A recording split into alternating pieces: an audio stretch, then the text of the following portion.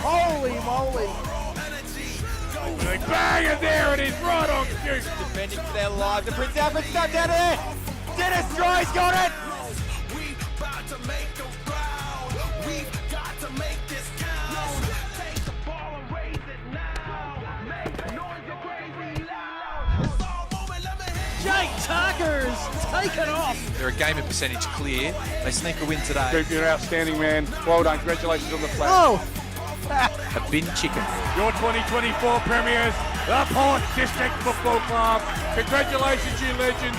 You are the best team.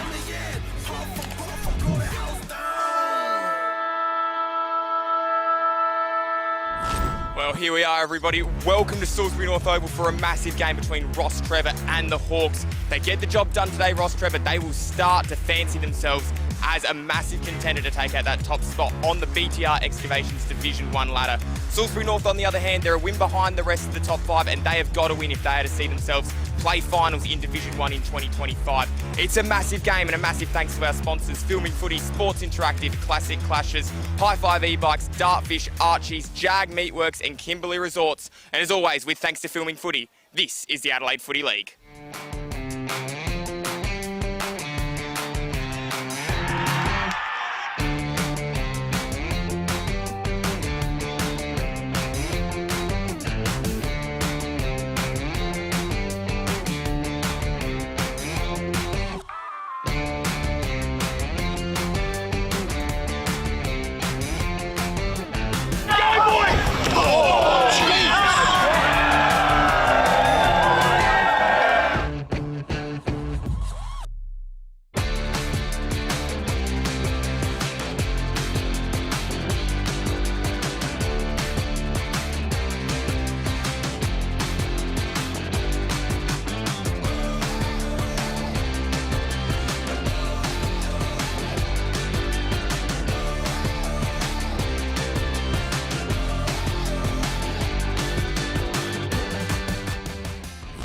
Well, afternoon all, and welcome to what is going to be a massive day here at Salisbury North Oval. I'm joined by the great Adam Jeffries. Adam, how are you? Yeah, very well. It's cold. That's all right. It's winter sport. We'll be fine. Looking forward to a great game today. Yeah, it is indeed cold. There's lots of grey clouds threatening terrain. I was speaking to one of the players before, and they were saying hopefully it holds off. And I was saying we're in the broadcast van, so unlucky for you if it doesn't. But what can we expect? Let's start with the home team, Salisbury North today. What can we expect from them? Oh, it's a huge game for both teams. Certainly Salisbury North. That ladder is so congested, isn't it? This is 3rd versus 6th, but they'll swap places almost if Salisbury North win today. So if Salisbury North do lose, they'll be 2 games behind that pack. So it's huge for them. Also huge for Rostrevor. That's why it's going to be a great contest here today. Yeah, what can we expect from, I guess, Rostrevor is on the other side of the coin. They're 3rd, looking really, really good in Division 1. But what are they going to bring today? Yeah, surprise pack at 3rd, really, aren't they? You know, but like I said, that ladder's tight, so they need to win today. We saw them play in the rain against Golden Grove, didn't we, about a month ago, and they struggled a little bit, so they might hope that the rain holds off so they can use their speed and run. But like I said, surprise pack. They've had a fantastic season, Rostrevor. I really like how they're coached and how they go about their football. So, yeah, looking forward to today's contest for sure. On the other side of these breaks, we are going to have that contest coming from you guys live. We'll see you on the other side of this.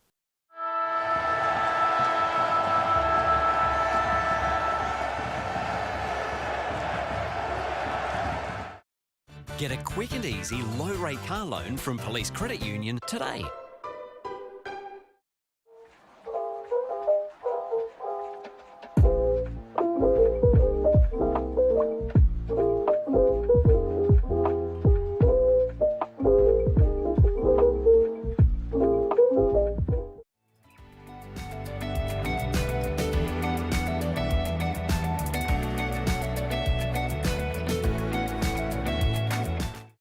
New Hyoketsu, vodka, soda, and frozen natural fruit juice.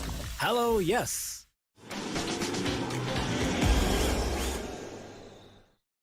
We've been housemates for, what, nearly 4 years? Yep, basically since I started my uni degree and you got your apprenticeship. It's been really good. Like, it's the little things, you know? Like, one of us is always around to house it when the other goes on holiday. And one of us is always ready to help the other out of jam. I don't know. Yeah, happen again.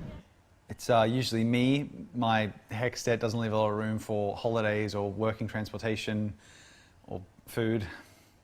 But it's worth all the debt, right? No. But what about your debt? Debt isn't a problem for me. I get paid to learn.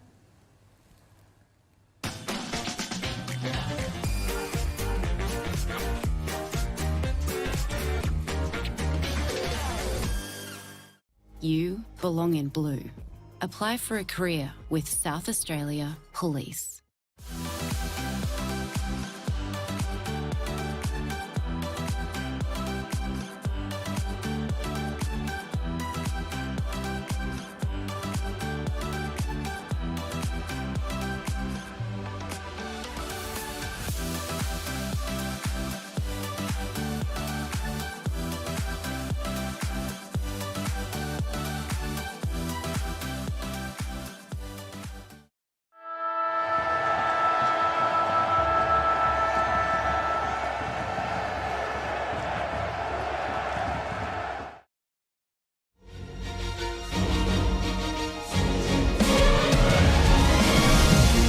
Well, g'day everybody. Welcome here to Salisbury North Oval. Cannot wait for this one. Match day live across the screens of Filming Footy.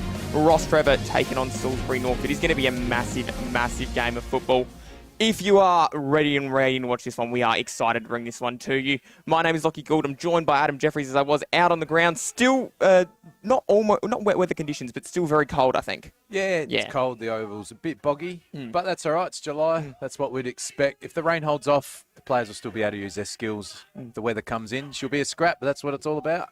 Yeah, absolutely. Port District on top of the ladder, 20 points, 10 wins, 3 losses. They're sitting there with St. Peter's, who ultra impressive last weekend as well. 10 wins, 3 losses for them. Rostrevor 9-4, Golden Grove 9-4, Sacred Heart 9-4, Salisbury North 8-5. They're the win behind. They've got to get it done today. You feel. Glenunga 4-9 on the total other side of the fence. They are done and dusted in terms of finals for season 2025. One would feel. Prince Alfred and Payneham Norwood Union also sitting 3-10, and Broadview Tigers. Well, I think there's only one question left in their season, and it's not whether or not they're going to survive, it's whether or not they're going to win a game of football. They've got 5 weeks to do it, including today. Hopefully for them, they do beat someone. And hopefully for the teams fighting for finals, it's not them. Yeah. I hope Broadview win a game of football, just for their coach and their club. make them feel good. It's obviously a bit of a grind, but it's an amazing ladder as well, isn't it? Like we're talking about the 6 teams vying for the top 5. Either one of those teams, even Salisbury North, can still finish top 3 if they get on a winning roll. Glenunga maybe are safe, but they're not totally safe yet, are they? They've got a nice percentage and a game in hand, but they still need to win 1 or 2 games of football, and they've got a tough draw at the moment, tough fixture today. So, yeah, it's an amazing ladder. Yeah, have a look at this. Golden Grove, a loss in round 1, and then you have a look. They went 3 wins on the trot, Salisbury North. Then they lost to Rostrevor in round 5. Rostrevor, they've beaten them. They were 39 points up in that game, Rostrevor, at half-time. Salisbury North were 39 points up at half-time. They lost the game by 3 in the end. So pretty disappointing there from them for certainly a second-half perspective. Broadview and Spocko's good wins there. Broadview, basically regulation had to get done, unfortunately, there. Spocko's is a really good win, I think. And then 3 losses in a row. Port District, Shock, Golden Grove, all clubs that are fighting for finals. Certainly nothing to be ashamed of there. Payneham and Glenunga and Prince Alfred wins that had to be done, and that brings us up to round 14 now. Yeah, you can see why today's so big as well. They should bank a win next week, shouldn't they? But their last 3 games are against the top 3 teams, Salisbury North. So they need to win today and they need to win next week. Absolutely, they do. Having a look across the other side, Rostrevor had a good win. Against Payneham Norwood Union. Remember, this was back at the start of the season. Everyone was expecting Payneham Norwood Union to win that game. I lost to Glenunga in round 2 after the siren. Nothing you can do. Could have gone either way. 3 wins on the trot there. Then a loss to Spocko. Certainly nothing to shake your head at there. A win against Shock. They were the first team to beat Shock. They were 6-0 at that point in the season were Shocks, and then Golden Grove and Port District. Certainly not bad losses there. Then four wins on the trot so far, a 5th today, and all of a sudden they start looking ahead of them instead of behind them. Yeah, they look good on the ladder at the moment, don't they, in 3rd position, but they've beaten the 4 bottom teams on the ladder in the last 4, so they did what they had to do, and then you look at their run home, they've got their 5 other good teams, so they've got the toughest draw probably all, but they are in 3rd spot and they hold that. That's why today's a big game for them too. Yeah, so the reality is there's going to be one really good team not make the finals this year. There's going to be a team finish 6th, and you just don't want it to be you. 100%. Now, there were some late changes. They haven't swung the axe. They've swung the med kit out because there's been a couple of injuries. Johannesson re-aggravated his shoulder this morning, so he is out. Into the side comes Sharp, along with him, Mick Fedrin, standing in the number 9 position. Going to be super excited to see what he's able to do. An 18-year-old playing under 18s for Central District at the minute. They've got the bye this weekend, so he's come into Salisbury North's team. Wagner and Pearce also joining. Out, obviously, we've mentioned Johannesson. Ricky Thompson, he falls out of the team, unfortunately, there. Luke Harble, so the coach has decided to go to the bench instead of out there today.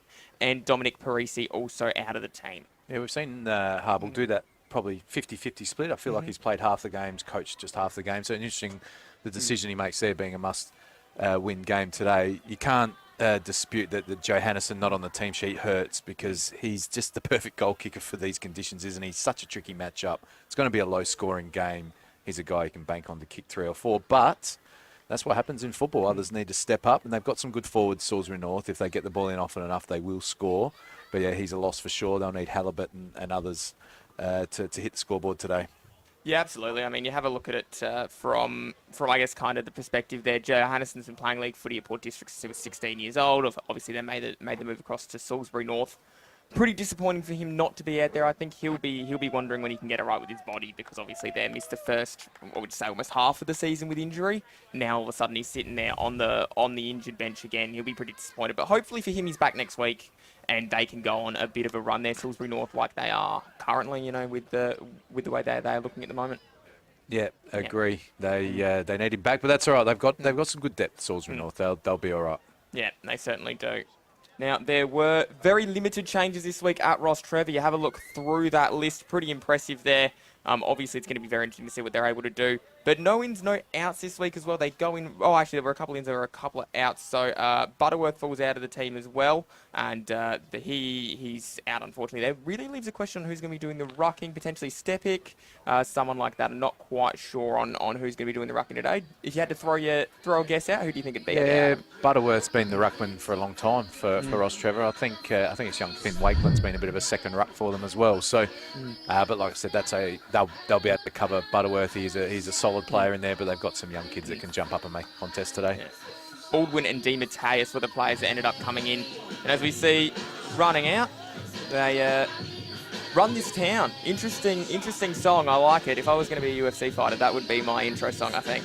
There's a bunch of good songs going around. They put on a good home match, don't they, Salisbury North? I've enjoyed. We've come out here 2 or 3 times this year. They've got plenty of music, plenty of spectators, even on a cold July day. There's a big crowd here again, isn't there? So they're a very well-followed club. The club rooms and change rooms are epically full on the other side as well, aren't they? Absolutely. So, it's a great attended club. They've got plenty of people off the field, which is fantastic for them.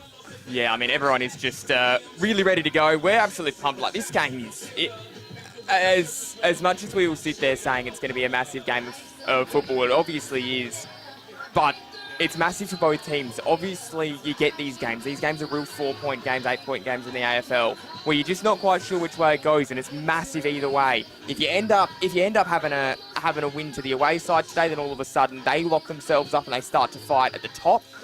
They lose, and all of a sudden Salisbury North find themselves in a position where they're able to start to attack finals. Loser of this game, depending on what happens, obviously, with some other results, will probably find themselves outside the 5. And with four rounds to go, it's a scary place to be. Just selfishly for me at Adams, obviously, it's a really fun game to call with that being on the line.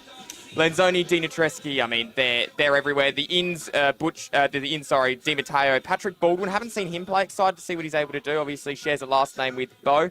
Unsure whether or not there's any relation there. I imagine they would be playing at the same club.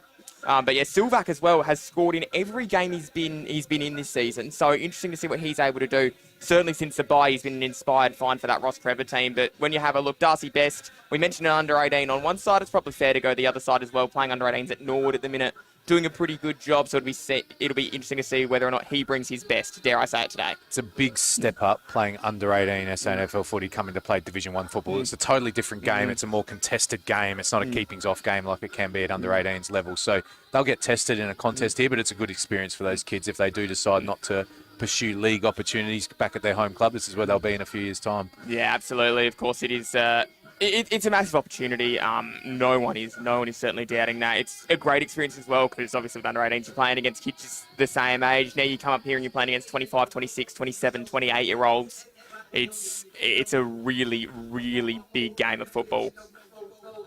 But it should be interesting to see who gets over the top of the line here. I will just take a moment to thank our sponsors, Filming Footy, Sports Interactive, Classic Clashes, Custom by ITC, High Five E-Bikes, Dartfish, Archie's, Jag Meatworks, and Kimberley Resorts. Of course, the scoreboard you'll see down the bottom has got the MDL there. It is, of course, brought to you by the Kieran Hayoketsu scoreboard. Hello, yes, thanks to Kieran Hayoketsu. Hello, yes, we've got the beanie, we've got the $50 pub voucher as well. Archie's, and there is just so much to win. A Mark of the Year, Moonlight Suites by Kimberley Resorts. 3 nights accommodation in Broome for the winner of the Mark of the Year. Goal of the Year wins a pretty good prize as well. As we have a look there, Salisbury North at 12-8-80. We mentioned this game when we were going through and having a look at both clubs' list there. 11-11-77. Rostrevor will feel like they probably should have won that game. They were up by a sizable halftime margin, really let themselves down. You have a look at the grand final. Of course, not on the other side there. Salisbury North would have felt like they. Rostrevor would have felt like they should have won that game. They didn't in the end. But the grand final there, 7-13-55, 10-6-66. It's a great grand final in Division 2, which we love to see, obviously. The Division 2 grand final this year, of course, for Breakthrough Mental Health, that will be held a week prior to the Division 1 grand final as well, which is super fun to watch. 12-11-83 took on 6-14-50. And an accurate Rostrevor that day, that's probably very hard to read into, of course. That was finals round 2, 2023 in Division 2. There's good rivalry obviously brewing though when you play each other in a grand final. Salisbury North were favourite in that game, had 4 more scoring shots, didn't get over the line, but both teams earned promotion and both teams fighting for finals football in their first year back up in Div 1 as we see, I think the captains coming into the middle now, Lockie. Oh, yeah, they are. Geordie O'Brien, 3-time best and fairest winner. As we just have the subtle tones of Seven Nation Army. I was trying to think of the name of the song then. But Cal Hay being out injured as well, led the defence for a lot of this season. So obviously we mentioned Blake McFederin's going to come in and do that job today. Jamie Jones on the other key defensive position. Be interesting to see how he's able to go. Russo doing a great job in the middle as well. And as I mentioned, the 3-time best and fairest Geordie O'Brien. Toss goes up. And it looks like Rostrevor are going to win it. So it is going to go the way there of Lanzoni. He points towards the left-hand side of screen for Rostrevor. So it'll be interesting to see what they're able to do. With that, there's no real breeze to speak of, so it's an interesting one, but it's not maybe potentially trying to kick away from the club rooms in the first quarter. Yeah, I don't think there's a particularly big breeze at the moment favouring either end. That's probably the end they're warming up in, so he decided we'll go that way. But back to the Salisbury North team sheet as well. I'm disappointed not to see Callum Hay play. He's an entertaining guy to call, isn't he? He's an attacking full-back, so... shame that he's not here today, but hopefully he's resting his body ready for the bigger games ahead. Yeah, absolutely. He's a scary man as well to come face to face to. I love talking to him. Always been an absolute angel, even though he looks like he wouldn't want to cross him. But no, he's an absolute angel. Scary man though. Salisbury North, Rostrevor, obviously the matchday live stream around the grounds we're going here, thanks to the BTR excavations. Broadview Tigers taking on Golden Grove. St Peter's up against Prince Alfred. Port District, Payne Ord Union, Sacred Heart, and Glenunga. Who wins those games? Leave our game for a minute because I'll get you to go a little bit more in depth, obviously there. But who wins the games there? Yeah, interesting fixture this week. You've got the sort of top 4 teams playing the bottom 4 teams, so they should all go according to plan. I don't think the teams in the top 6 can afford to lose to a team in the bottom 4, but if one of those bottom 4 teams can jag a win, like if you're Payneham or Prince Alfred, you can avoid relegation by sneaking an upset. So we'll keep an eye on the scores around the grounds today. Well, they always mention, I think 40's the safe mark in England when you have a look at the Premier League. It's a little bit higher in the Championship and that because there's more games. It'll be pretty interesting to see what, I guess, kind of is the safe mark in the Adelaide Footy League. Do you feel maybe potentially 20 points is enough to keep you safe? Do you need slightly less this year because there's kind of a logjam there? Yeah, well, traditionally 6 wins, you're safe. There will be a team that can only win 4 or 5 and maybe stay this year as well. The ladder's pretty lopsided, top and bottom, isn't it? It is indeed. So, yeah, it's interesting. I can tell you firsthand that Payneham and Prince Alfred, both clubs do not want to be relegated, so they'll be fighting to the death. Yeah, it's one of those ones, and Brighton are finding this out a little bit of the hard way at the minute, as are Tea Tree Gully, although they look like they're coming up. It's hard to get out of Division. It's hard to get out of Division 2. So you look at... It's hard to get out of any of the divisions, barring, of course, Division 1, because obviously you don't want to get out of Division 1. You want to stay in. But, I mean, you have a look...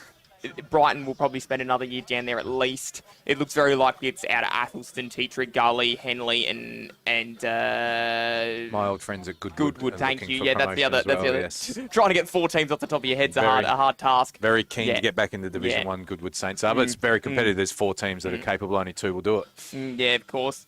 It's going to be interesting. Of course, all the divisions are really fun to have a look at. If you do want to have a look around the grounds, obviously you've got Play HQ there. But instead of doing that, if you don't feel like moving your thumbs across your phone, you can watch the Between the Post show. And of course, what caught our eye, where we go through all the divisions. This week, it's a women's wrap. So very interesting there, of course, because we are a couple rounds out, well, 1 round actually out, of the finals for the BTO Excavations Division 1 women's competition. So it's going to be interesting to see what they're able to do in their final series. That's, of course, brought to you across the streams of Filming Footy as well, so you can obviously go and check that one out. But aside from that, we are about to get going here. Rostrevor getting their last address. What do you do now? How do you attack it? Who wins the game, Adam?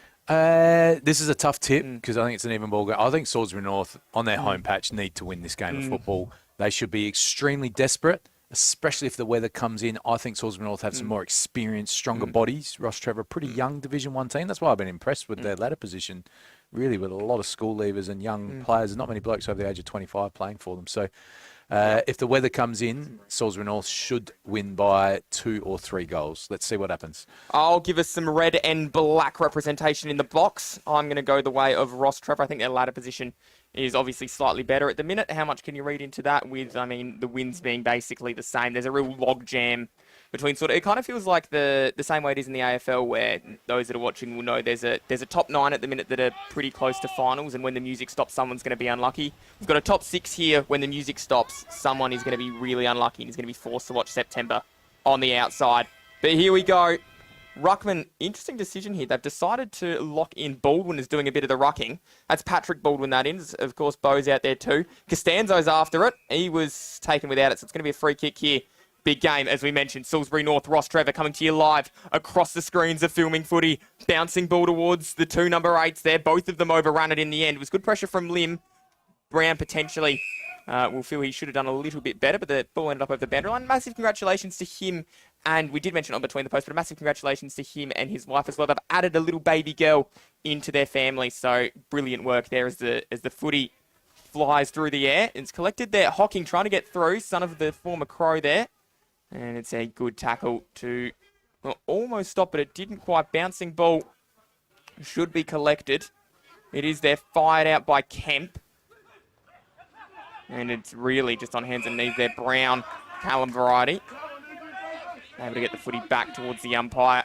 Bit of a cagey start. Ball hasn't been really forward of centre for anybody at the minute. Collected by Costanzo, just thrown on the boot. A bit of a high up and under towards some space. Ball bounces on a 45-degree angle.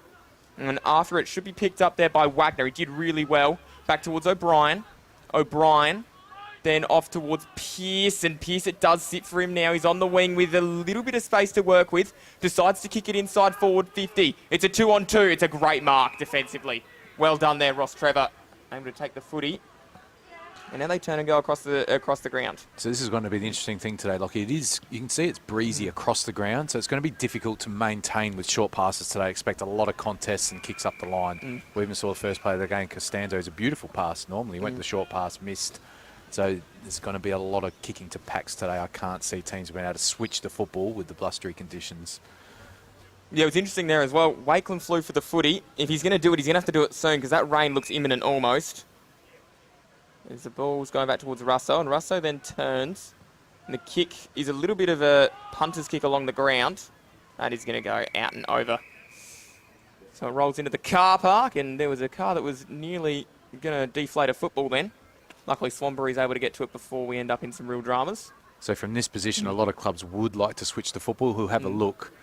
But I dare say it's just going to have to come up the line, and they're going to have to get a contest. Salisbury North should be really good in the air here. Russo should be able to fly and intercept.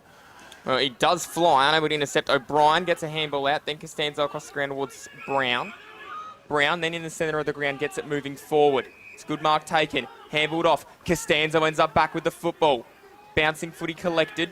Trying to zig and zag his way through then was Best. Best gives it across towards DeMatteis, and the footy rolls out. Coming back in now. It's the kick, off a step, towards the leading forward. Well done. It was a great mark as well, and Richard just kind of found himself standing all by himself, lost his direct opponent. He was off doing some shopping or something because he was nowhere in that contest. It's gone short. Oh, he has gone short. He's found the player there who's found his way into the lineup wearing the number 5, Johannesson, but it's not Johannesson, obviously. He's out. It is Matthew Sharp. Yeah, good start to the game for Salisbury North. Hopefully can kick this goal for their sake. But forward half game, they ball unable to switch the footy and get it out. Rostrevor, Salisbury North outnumbered and repeat entries. They've had 3 inside 50s, 2-0 so far, so they deserve this shot. See what he's able to do. Sharp kicked the match winner right about mid-season. That was a massive, massive result to see them over the top there. What can they do? Kick on its way. Drifting back nicely, nicely, nicely. But a behind. Just didn't quite work out okay. A behind in the end. And they do get the first score on the Kieran Hayeketsu scoreboard. Salisbury North 1 behind. Rostrevor yet to score. And the footy about to come back into play. It's a long booming kick. Just to get it towards, and Wakeland came down with the football. Did he mark it? Umpire said yes. We've seen him do that throughout the season, haven't we? He's a really good contested mark, but he's gone short and turned it over again. He has indeed. Coming back the other way is Wagner. Wagner's kick inside forward 50. Good work. Play on the call. Hallivat just turns, gets it towards the full forward line, and it's an excellent diving mark. And brilliant work there indeed. I'm sure Finn Wakeland would love to have his time again. It was a fantastic mark by the young key position player, but he had an open field ahead. I'd love to see the big fella roll and get the ball inside 50 in these blustery conditions. Went short and wide, turnover, and this is what happens. It's Tuck with the ball. Sends it towards goal, and... what's the call? Behind? A look of bewilderment almost. Yeah, not a lot of remonstration, and the field umpire was watching it too, and he thought it was a behind, so it must have just drifted late. It is maybe blustery, more blustery than we thought, Lockie. Potentially. Us going out on the ground didn't really give us a lot as Stepic finds Butcher at half back. So Connor Butcher, told to move it on, does just that, limbs the intended target. Everyone flew up, and Russo tried to kill one of his teammates, but the ball ends up over the line. Jones, as we mentioned, the other key defensive post today. going to get thrown back into play. I can see Russo taking 15 marks today. The not having Butterworth out there, the young Rostrevor ruckman's just going to have to go with him and make a contest. One to watch. He's a really good marker around the ground, Russo. Great strength of his. Keen to see how Baldwin goes as well. It'll be interesting to see is Tramford tries to just work his way through and able to do that. So the footy's going back towards the boundary line. It stays in, almost like there was a force field stopping it from going over in the end. Costanzo breaks that force field, sees it over. So very interesting position in this game. As we wait now to see how this one gets brought back into play. Rostrevor just having a look. Xavier transfer 32 disposals last weekend, so he had a really good game. He was helped by Wharton Lim as per usual. That one ends over the line. And I'm desperately shifting through my papers to find Salisbury North. Geordie O'Brien, no surprise there, 26. Harple as well ended up with 26. Costanzo 25. So Costanzo playing more midfield minutes as the game goes on, or as the season goes on. Sorry, my apologies. And that is going to end up getting given off towards. It looked like it was Brown who did the kick. It was. That one is going to be a free kick there. Oh, there's hands outstretched. What's going on? Says Richard, who said I had my shirt pulled, but Nistransky ends up with the ball. We saw him in the highlight. He kicked that amazing goal to get the win at Prince Alfred. That was all the way back in round 3, if you can believe, Adam. Yeah. Feels like it was yesterday. It was a great goal. Was indeed. And there we go. That's the one that we'll be counting Russo's marks. He hasn't disposed of it by foot well yet, unfortunately, but he's going to take a lot of marks. He certainly didn't. Lenzoni goes inside forward 50. Oh, tried the impossible there. McCormack wasn't quite able to hang on to it, and the kick finds its way out towards Lawler. Lawler, did he keep it in? Umpire said, yes, he did. So Lawler looks and points and says, let's get it up the ground, gentlemen, please. So we go towards the pack. Russo there, not able to take that one, and that one is over the line there, escorted over his peers. That didn't look like much, but all Baldwin did was make the contest, made sure there was body, and that's what he needs to do. I think Russo's a dangerous player today. Indeed, it's all he can do, really, Baldwin. Like it's his first game in a while in the Division 1, at least. It may be his first game in total, I guess. So he's got to really just compete. That's all his teammates can ask of him. If he does that, he'll do excellent work. Lenzoni and Murata lay a team tackle. Speaking of competing, those two do a great job. Oh, O'Brien, Russo. It was straight out of the playbook, and down the line it goes. Finds Sharp. He'll need to be sharp with his delivery. Inside forward 50. O'Brien's there, but out towards Richard. And Richard takes it on the chest. You don't often see that, where a player's able to just take the footy on their chest. Usually they've got a defender with them. They did, but he used his body so well then. As the ball goes in towards the pocket, a couple fly, and it's Halabat trying to claim he's taken a mark, and the umpire's given it to him. So didn't get a touch on the way through. Let's see what he's able to do here, Ant Halabat. 32 goals coming into this game, 18 off the 50 mark. Pascoe for Golden Grove, the only player over the 50 because he hits about 85 goals each week. Yeah, he's been a good player, Halibut. They'll be disappointed there, Rostrevor, when they watched the edits during the week that they didn't get a spoil on that ball. But yeah, he's been an impressive player in Division 1 this year, Halibut. Let's see if he can kick accurately here. Indeed he has. We all just take a moment, draw a collective breath. He's gone the checky. The Chanana. I'm calling them the Chanana now. Yeah, well, he wasn't cashing anything there. That one is a behind. Right on top of those Salisbury Norths, 5 inside 50s to 1. They've had 3 marks inside 50. They are dominant at the moment. Unfortunately, though, Rostrevor are a team that are going to make their chances, can't you imagine? Well done, McFedrin there. Able to just get a fist through and bring that ball into a 50-50. We'll be pretty proud of that. Saw him play at South Adelaide a couple of weeks ago. Didn't go too badly in that game as well. Had his hands full with his direct opponent that day. So the footy goes back up again. Surprised the lights haven't come on here at the venue too. The vision that you're looking at looks elite with our elite camera work, but it is quite dark here. Yep, James Moody, Yushin on the cameras there as Richard gets to the back and kicks a goal. And they will fill finally there, Salisbury North. They've been pressing and pressing, and at the 9.5-minute mark, they draw first blood. Game high 9-point margin now. 1-3-9. It plays at 0 behinds, and Richard gets that margin out. Yeah, deserved goal for Salisbury North. They are dominant at the moment. They can't really win a contest, to be honest, Rostrevor, in the air or on the ground. It's just a long ball to the wing. Numbers in favour of Salisbury North winning the contest, getting it back in 6 inside 50s to just the 1. So they're in a bit of strife here, Rostrevor, early. Luckily for them, they've only put the 1 goal on the ball. But yeah, they need lift. They need to lift at the stoppages, and they need to lift at those front and square contests on the wing. Well done to Salisbury North. Really good start to the game for them. And I've just received the great man Tommy Javor is having a watch right now at the moment. So it's great to have him. We love you, Tommy. Yeah, we do love you, Tommy. It's great to see that he is watching along, and he can't wait to get back out here as well. He's going to be feeding us some notes throughout the day as well, so a bit of an insider there. As the ball gets towards the back and flicked across towards the player there in Lawler. Lawler then gives the hand pass across, and McFedrin blasts a kick down the wing. Oh, interception. Nope, free kick. So Halabat grabs it, turns in the kick. Well, it was touched there, potentially there by Swanberry, and that is going to be a ball up. Just got excited there, Halibut, didn't he? He just got to get back off the mark and get the ball in, but he's excited to get the ball moving on quickly. Sometimes the speed's not as important as just being pure, but always easy in the commentary box. Harder when you've got the ball in hand. 36 crazy people on the football field as we see another turnover here. Oh, Michaelani, and I'll tell you what, brother Max will not be happy with that one as he watches on, waiting for the showdown to begin. Kick by Pearce. Pearce over the top towards a player in Richard, and Richard has an opportunity to go back and kick one maybe 2 minutes after his first. Salisbury North putting the pressure on early, and you don't want to fall too far behind if you're Rostrevor. You all right? And you can see you're the up rain. by a couple of goals, but yeah. See the rain starting to fall. That's great played by Pearce, though. We've talked about, composure that Halibut didn't have before. Pearce had the opposite. But we've seen 3 or 4 players already kick into the man on the mark. Both teams guilty of it thus far, but this is going to cost Rostrevor a goal. And with the conditions the way they are, a 15-point advantage is probably worth double that.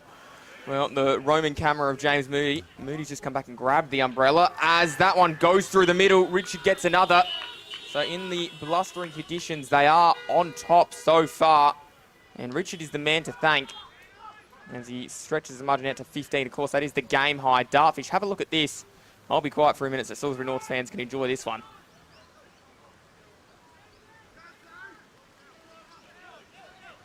It's a good goal.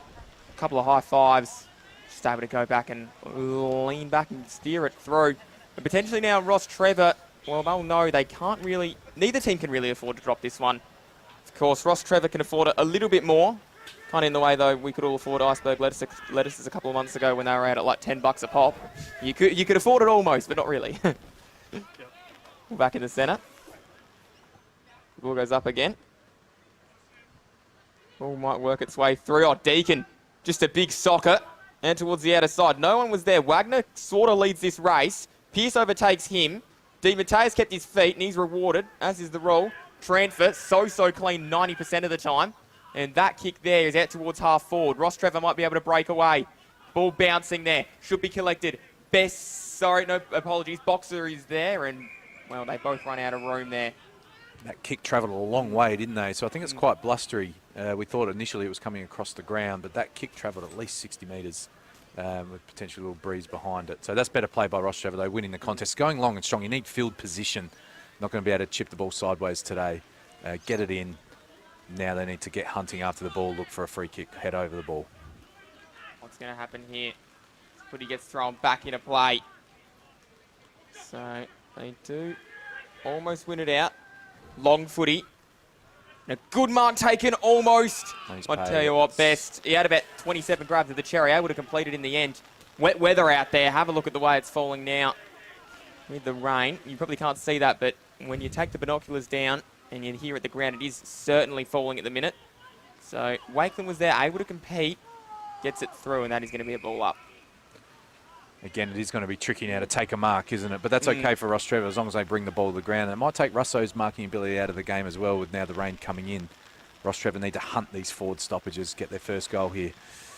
They do. Footy might have worked its way through, and that is an excellent ball up to stop Baldwin from going anywhere. That's Bo variety. Oh, Tranford not happy with something that was said. Bit of push and shove going on between him and Deacon. It ends pretty quickly.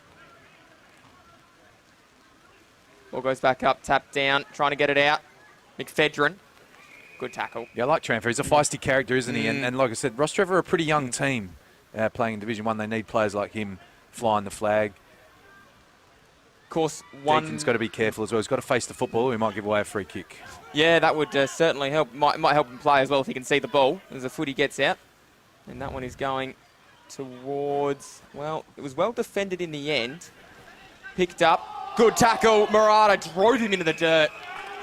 Macchiano was going nowhere. Just had a split second to dispose of it. That's a good umpiring call, though. He only had a split second. Good tackle. Wrapped and dropped, didn't sling. Good little patch here for Rostrevor. They need to just sneak a goal somehow. Well, he's a good tackle.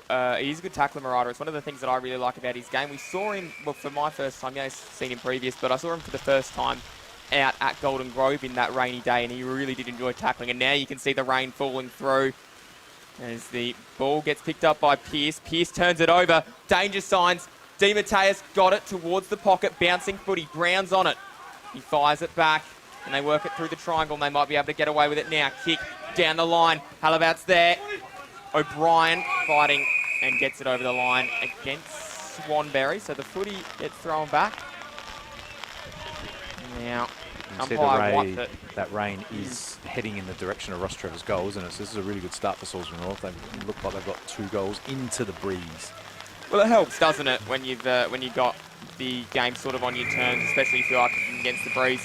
It'll almost feel like that the 2-goal lead might be almost worth a 3 or a 4-goal lead. But you don't really know until you've seen both teams kick both ways with the wind. I think they did well to get 2 goals while the football was dry. I think we're going to be set for a dour contest now.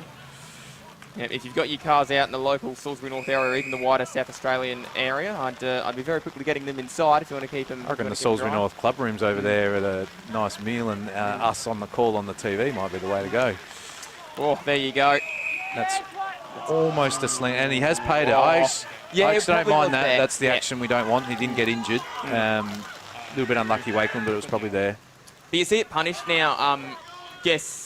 I guess sort of especially when tribunals brought into it. Not that would end up there, but no, that's just a free kick. That's nothing more. Yeah, when a tribunal incident is involved, though, they do punish it based off intent, and I guess you got to kind of umpire the same way as well. So Footy goes inside from Bradford. That's Joshua Variety. He gets it down towards full forward, and a little toe poke, and it's pretty good defending in the end by Wagner. Couldn't pull himself up, so in the end put the foot through it and saw the behind.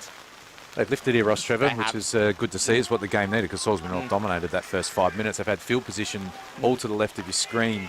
They just haven't snuck that goal. Like I said, goals are going to be hard to come by now. I wouldn't be fiddling around with the football, handball play on. It's got to come long and strong to a contest. Russo's there. Here we go.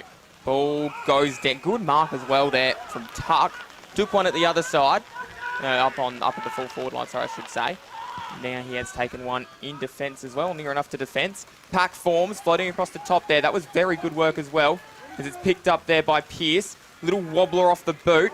Intercepted there nicely by the player in Silvac. Liked what he's been able to do, as the Footy is tracked and chased down and tackled. So they try and work their way through. It's Best. He was stopped. Pearce picked it back up. Goes towards Halabat, and he's got him. So dangerous. And of course, still on 32 goals, second highest in the lead, 20 behind Pascoe. You'd imagine Pascoe will probably end up winning the leading goal kicker award. But Tricky. interesting to see was the rain just falls off the top of the broadcast van there. That was not it getting heavier. This is a very, very tricky shot. I wouldn't be surprised if you put the ball to the top of the square. I've been impressed with Pearce, the late in. Not just because he's got the hair and we notice him. He's had a lot of the good disposals so far. He has. It's always good Clever when a late kick. in. That's a clever kick by Halibut to the top of the square. It's so easy just to get that ball spoiled over the line, and now what you get is you get a stoppage in a dangerous area. And it's Pearce again that was able to hold that one up. So great work. And very unselfish, as you mentioned there, by Halabat. You don't want to see players just blaze at goal for the sake of it, especially when the game's there to be won. When you're 10 or so goals up, maybe potentially have a pop shot. But it's going to go now. Stepic is trying to work his way through. Was able to kind of take it and half turn there, to use the soccer term, as the ball's almost picked up. Not quite. And over the line it goes. Let's see. Thrown back in. No, we've got I think we've got a little last touch, last disposal. So lucky one there for Rostrevor. Like I said, I can't see them going sideways and oversharing the handball here. Got to go long, got to get a contest. That they do. Kick. Out towards the wing. Oh! Bolden was almost crunching that tackle. Thought potentially he was going to hang on to that, which would have been an excellent mark in the rain. And that one is going to go over the line. Let's have a little bit of a look through the notes as well. Goal kickers last week, 2 for Lanzoni. Ended up with 3 as well for Silvac, as I mentioned. Goal kicker McCormack ended up with 2. Boxer ended up with 2. They were the multiples. That was for Rostrevor. I'll bring in the Salisbury North ones with the next break in play. Unless Adam, of course, brings us something more insightful. Does an excellent job on the experts, as Adam, of course, has coached multiple teams. As the umpires found a little free has. kick here. Not sure what it was for. That ball was a long way from the commentary box, very wide oval here Indeed. at Salisbury North. But like I said, Rostrevor just having a nice little patch. Need to win this contest here, go inside 50. But Murata was rewarded then, I think, for putting his head over the football, which is what we like to say. Which is what we like to see. It's what you're taught as a young kid. And that one, umpire says, Holding the free ball. kick, holding the ball. Yeah, it was always going to be there. Good tackle and rewarded justly. As back pocket now, are Salisbury North, or half-back flank, you would say, somewhere between those two areas. As Marciano turns and flicks it up towards half-back. Footy gets brought. Oh, no, Costanzo, danger signs. Turned over. Here come Rostrevor, trying to work their way inside. Wharton, a long booming foot towards goal. He's missed. Again, Wouldn't that have been something? it's always the tricky one, isn't it? But Hocking's gone for the $1 million kick into the middle of the ground. If it hits, they're away. It misses, it's a turnover shot on goal. So interesting to see what the coach says at quarter time about those kicks to the Salisbury North players in particular today. Indeed. Of course, the entire game with so much riding on it as well. Oh, Tramfer, can he twist his way through? Did sort of half enough. Got the footy out in the end, which is probably all he could have hoped for. Still, they work backwards to go forwards. Waiting at the back was Butcher. Butcher sends it inside. Turnover. Costanzo able to kick some good goals and take a good mark as well. Twist, turns. Little 15-metre bullet pass towards Lawler, and Lawler just takes his time in no real rush at all. Lawler out towards a pack, and Rosso nearly floated across and was able to hang on to that one, but he is there now with the ball. That is going to be a ball up. This is what we're going to see a lot now, isn't it, Lockie? We're going to see a lot of tackling. We're going to see a lot of ruck contests. It's very, very slippery underfoot for the players now, as you can see. Ball almost picked up and starting to dig up a lot of dirt here and a lot of mud at Salisbury North Oval. The groundskeepers will certainly have their work cut out for them Monday or Sunday afternoon, depending on which one they choose. Good luck to the junior teams that have come out here tomorrow and play as well. Yes, indeed. Great footy to watch as well, junior footy, as the ball flies through. Picks back up almost here. Nistransky at half forward was in the back, might have been bowled into. Advantages the call towards the leading forward and not paid. Umpire said that is hit the deck. Clown, and I tell you what, if we had hotspot here, we might be going to the review to have a little bit of a look. Yeah, it won't be a long quarter, will it, Lockie? They've just got all the play at the moment, Rostrevor. They just need to find a goal before quarter time, get the game going. They will feel like they need one as well, as the ball just trickles through, and that one is going to be a free kick. Umpire spotted something, advantages the call. So we'll play on from where we were. Costanzo playing off half back, able to get the kick out towards Richard, and Richard a long way from home, working up and back. His hotspot will be certainly very busy. It's a better short pass by Richard, not taking the sideways option. He's taking territory forward, maintaining possession. Much better option. Wait for his forwards to reset, go to the next contest, as they've done. Long high footy. Oh, big fly. Halabat almost brought down. O'Brien tries to work his way out. Little hand pass. Baldwin. And still they work their way through. Bouncing ball. Not quite collected. Biting on hands and knees. Scrapping still for the footy. Umpire says we're going to have a ball up and we'll restart, which is fair enough. It's going to be a very contestant game here, which is something to keep in mind. Who do you think that suits there? I think it's suiting, well, I would have said pretty much suiting Salisbury North, but ironically, since the rain's come in, Rostrevor have played better. They just haven't hit the scoreboard as yet. Interesting. What's hard as well is we can see the captain of Rostrevor, Lanzone, has been trying to get on the ground for 5 or 6 minutes, but the ball's been cammed on the far side, and teams are loath to have a player leave this contest. So he'll just have to bide his time. Might almost be quarter time. I think he's coming back to the bench, so he's been called off. That might be the end of his hope of getting back on the ground for this first quarter. His team's been... Which means the siren must be imminent. So again, if Rostrevor can get a quick kick forward and get a goal before quarter time, that'll help them immensely. Will indeed. Footy now with Wharton, who does what he does best and fires out a ball. Able to get it moving forward. Can they try and find one? Still time ticking away. You feel like they probably deserve one, Rostrevor, as the footy works its way out. If it was a boxing fight, you'd be saying 10-9 Salisbury North. So the footy ends up being called deliberate or last touch. Either way, it's going to be a free kick. Nistransky with the footy. He's been a good find, I think. Siren would be imminent here, so I'm surprised if Salisbury North don't try and get another player behind the ball just to make sure there's no time and space for the Rostrevor forwards. Well, they're playing 2 off at the minute, so the footy ends up. There's not a couple of players, sort of only Halabout and Wagner a forward as the ball goes up. Everyone else just surrounding this stoppage. Speaking of which, just gets put on the boot towards Wakeland, who couldn't quite get the mark.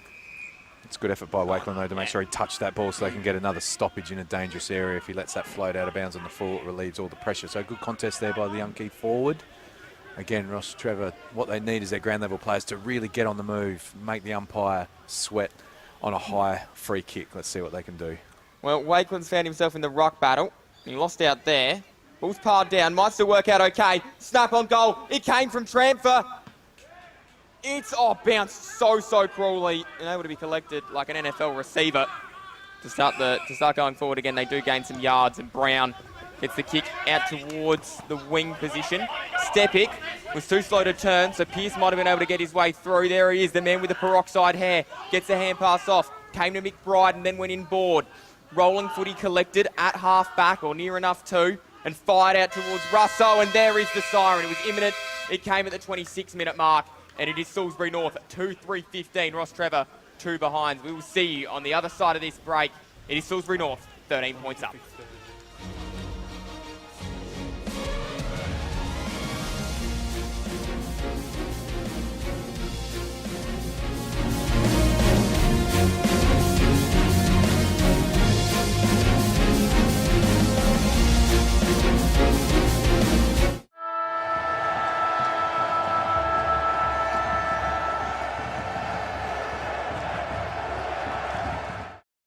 Get a quick and easy low-rate car loan from Police Credit Union today.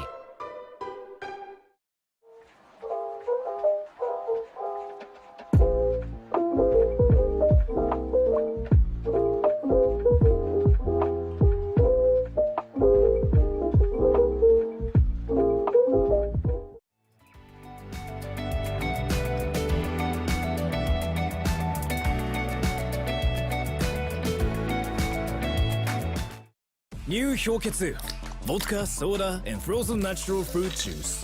Hello, yes.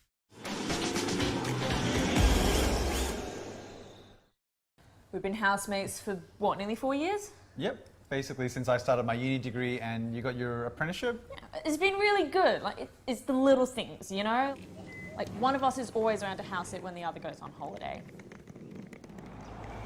And one of us is always ready to help the other out of jam. I don't know. Yeah, happen again. It's usually me. My HECS debt doesn't leave a lot of room for holidays or working transportation or food. But it's worth all the debt, right? No. But what about your debt? Debt isn't a problem for me. I get paid to learn.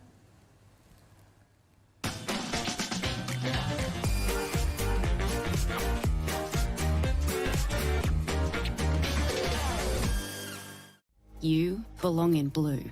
Apply for a career with South Australia Police.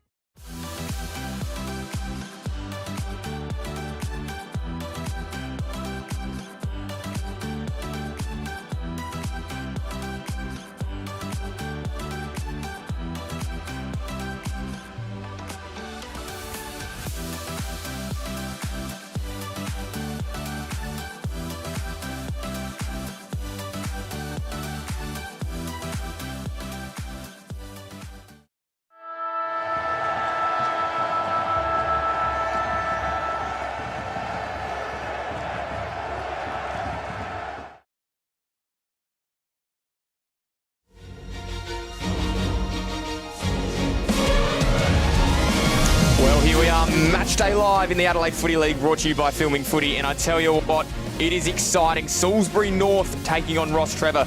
Salisbury North 2-3-15 are the home side. Rostrevor 0-2-2. For those of you much like myself who did not do well at math, that is a 13-point margin. Had to get the calculator out to work that one out. Sitting next to me is a man who does not need no introduction or no calculators. How are you, Adam Jeffries? Yeah, interesting game thus far. Salisbury North got the jump, didn't they? First 5 or 6 minutes when the football was dry, they were all over Rostrevor, kicked the 2 goals, maybe could have kicked another one, missed a couple of shots. There was one controversial one they thought went through. But really after that, Rostrevor had all the field position. They adjusted their game, stopped kicking the ball sideways. They just went long, strong the contest, got some field position, but couldn't capitalise, just the 2 behinds for them. So they'll have their work cut out now, but in low-scoring games, you're only one kick away from being back in it, aren't you? So, yeah, I liked how they adjusted. I thought it was going to be a long day for them. I don't think these conditions really suit them as a football team. I think they like to run and share. Like I said, they're a young football team. But, yeah, I was impressed with how they responded in the wet when it did come down. But they're not in front on the scoreboard, so we're going to be impressed. They've got to try and find the goal. So who's that going to be? I think Lanzoni has to be a goal kicker today, doesn't he? He's a low-to-the-ground player. We've seen him kick 7 in a game earlier this year. So I think I'd be trying to isolate him inside 50. He's crafty. He knows how to snap a goal. He knows how to win a free kick. So I've been wondering if Coach Boots maybe looks at Lanzoni bringing his tools up. But let's see what happens here. Salisbury North, like I said, quite impressive early. We're impressed with that man on screen. Pearce coming into the team. Got some really good disposals and composure in the front half of the ground. And then from then on, like, it was just a dour game. It's a tough Division 1 game. The rain's coming down. Looks like it's just eased a little bit now, which is good. But we're going to see a lot of contests, a lot of ball up and a lot of tackles and a lot of pressure on the umpires. Yeah, Lanzoni ended up with 2 last week for Rostrevor, so that was a great return for him. Having a look across at the other side as well, goal kickers there were no multiples except for Tuck last week at Salisbury North. Plenty of singles. I'd read them all out, but we're about to get going again, and I didn't read the runs out for Salisbury North, so I don't want to. For Rostrevor, so I don't want to be, unbiased. Because we're about to get ready to go again as we wait for what is going to be a fun game of football. Probably, we were saying off air, in the weather conditions, probably not one that's going to have a lot of highlights, so an opportunity for someone to stand up and be a winner. You've got Lanzoni potentially. I reckon Halibat could do it for Salisbury North. I like the Lanzoni tip as well, Adam, as we get ready to go again. Ball comes down. O'Brien wins it out the middle. He was lucky, called a puppy with a whistle there. In terms of the football, and Richards, well, it was offhand, so play on's the call. Halibat came steaming through, kicks a goal, and misses. So close. 2-4-16, Rostrevor, 2 behinds. So a margin now sitting out at to 14 points, and that, by my math, is not quite the game high. The game high was 15. As the footy gets fired back through. And Tranford gets it from Wharton. How many times have we said that during the course of this season? Might be a downfield free kick here, pushed after he kicked it. So let's see what Rostrevor can do here. And Silvac with the football can kick a handful of goals. Oh, no, he's kicked it straight into the side of Wharton. Well, there might not be many highlights. That is certainly going to be a low light as the footy gets turned over there. Coming back the other way there is Fenson. Fenson able to give it across towards Richard. Richard steaming down the wing. Footy hits up Costanzo, and Costanzo will take his time. Looks inboard. Brilliant kick. Pearce is there. Oh, and that is a ripping grab by Tuck. He's taking some good contested marks so far today, Tuck, hasn't he? Sort of got under the guard and made that look easy, but with a greasy ball. Nice sticky hands there. Not sure whether he can kick the distance here. We feel like maybe he had a slight little breeze at his back, but with a slippery, heavy football can be tricky. If you can't make the distance again, Salisbury North are well drilled at going to the top of the square, but I think he thinks he's got it covered. It's a Tuck. Trying to test his luck from outside the 50. I'm going to stop rhyming as that kick is on its way. That's a goal. It's a fantastic kick by Tuck. Great play by him. Really composed. He knew the range. He was about 45 metres out, covered the journey, but the mark was what did it. Again, fast start to the quarter for Salisbury North. We saw them do this in the first quarter. Had the centre bounce, got the ball inside 50, created another turnover, and scored the 3rd goal. And now that is a decent buffer in what is going to be a low-scoring game. So well done to Tuck. Early nomination. That doesn't look fancy, but that's an early nomination for Player of the Day. Contested mark, long set shot. Indeed. I wonder if he needs any. I wonder if he needs any what Bianco is selling. A magic moment potentially. That could be. Big moment in the game as well, if we're being realistic here. A 20-point ball game, as you mentioned, is a big enough margin. As we go back to the live action, of course, the scoreboard, the Kieran Hayeketsu scoreboard, disappears from view. They do a brilliant job. As the footy rolls forward, collected, turning, snapping, Lanzoni's kick was online. There's a bit of a fight happening behind play here, and we might have a card coming out potentially. Yep. Here we go. So we do have a card coming out. Yep, that's yellow. Oh, and it's still on. Is heading towards the bench there. I believe the player who ended up with the yellow looks to be... Is that Deacon? He was getting involved in the first quarter with Tranford, wasn't he?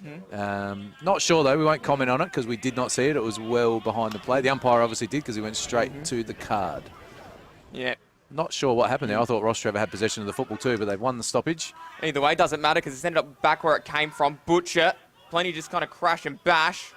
Trying to get it out. Well done. Zigging, zagging. Silvac decides to go for goal. And Rostrevor get there first.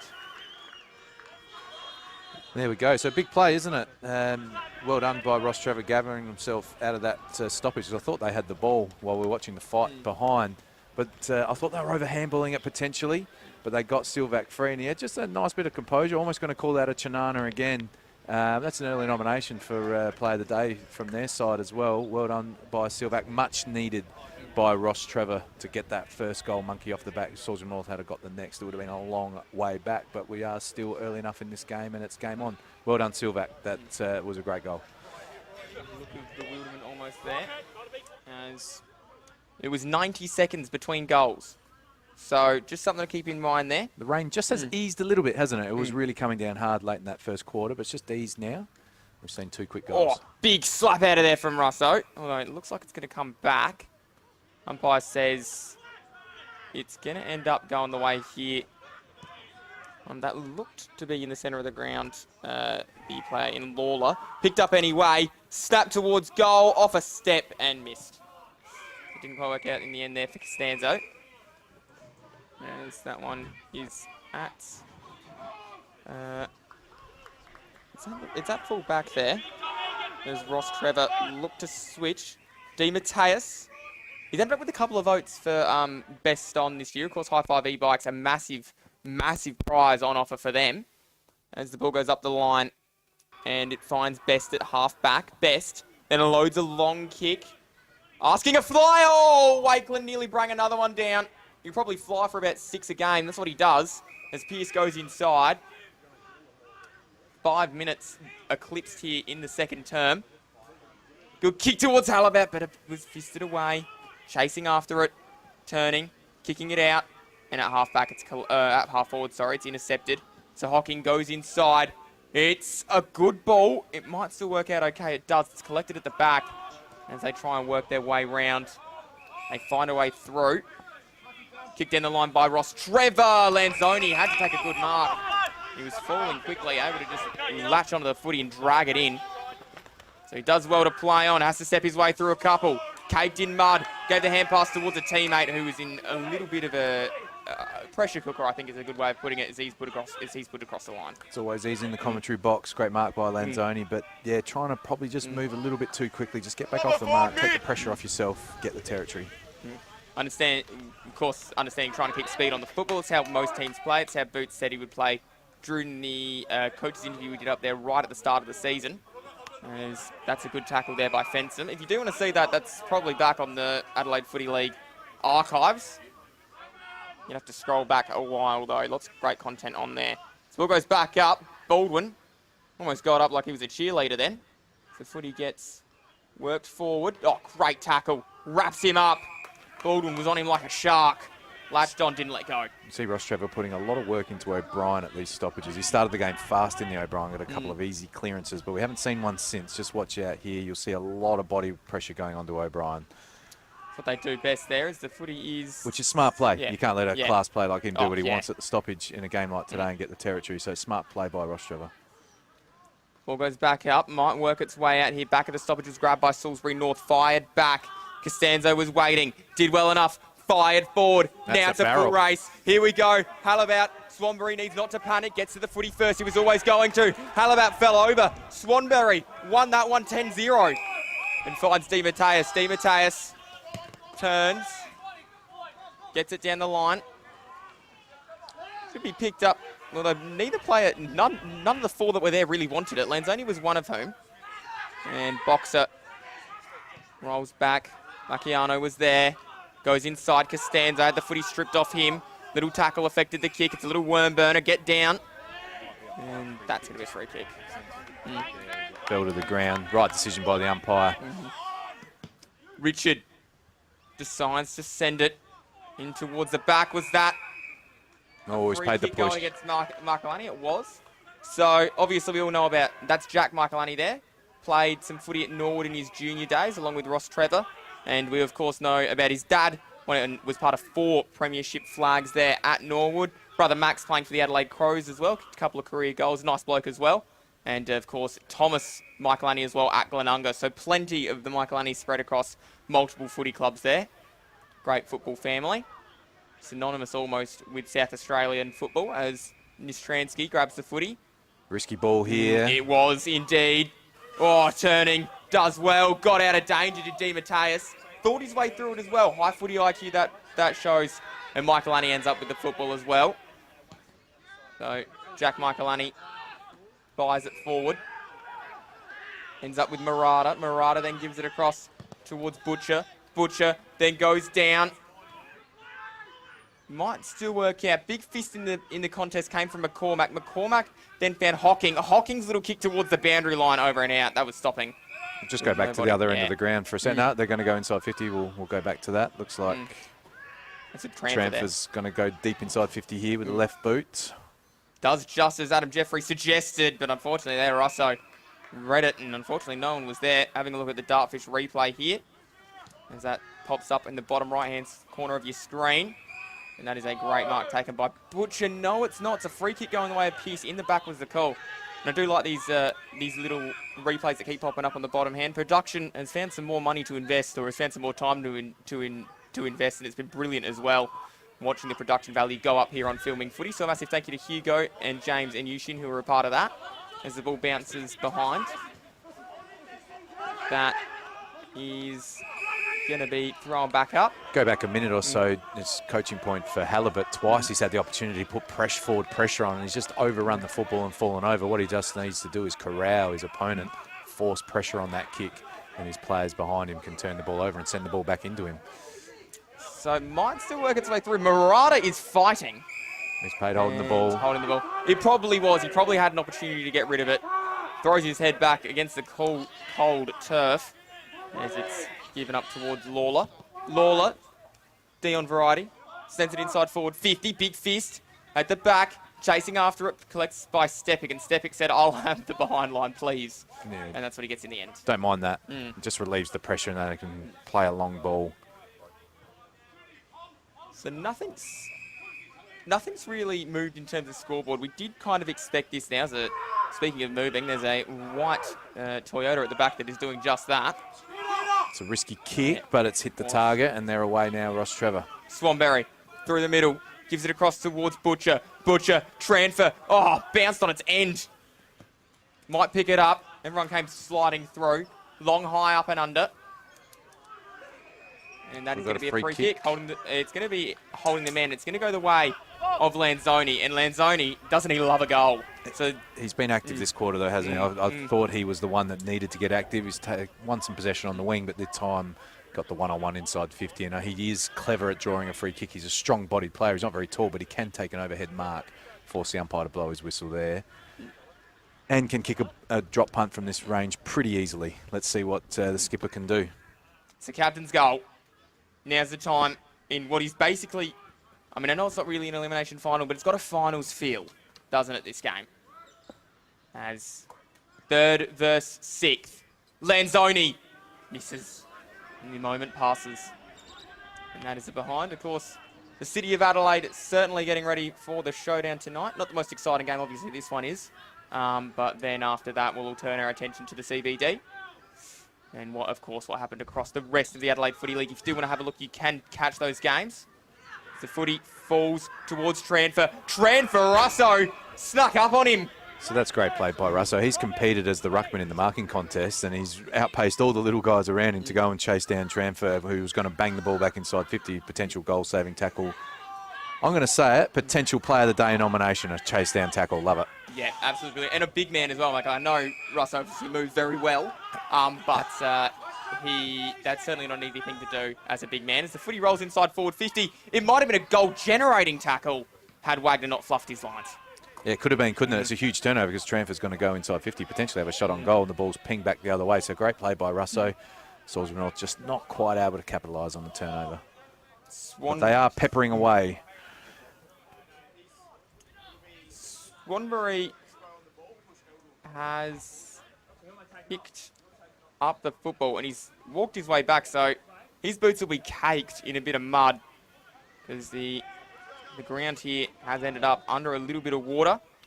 Not unheard of, though. We did have some rain yesterday in the city of Adelaide. If you are watching from across interstate or even internationally, welcome. It's great to have your company here in the BTR Excavations Adelaide Footy League on Filming Footy. But for those that are unaware, turnover, I might finish the weather report later. Oh, could have been for Hocking, wasn't. And here they go, exiting defensive 50. And that is an excellent ball from Best. Best goes up the line. And there's a big fist that comes through.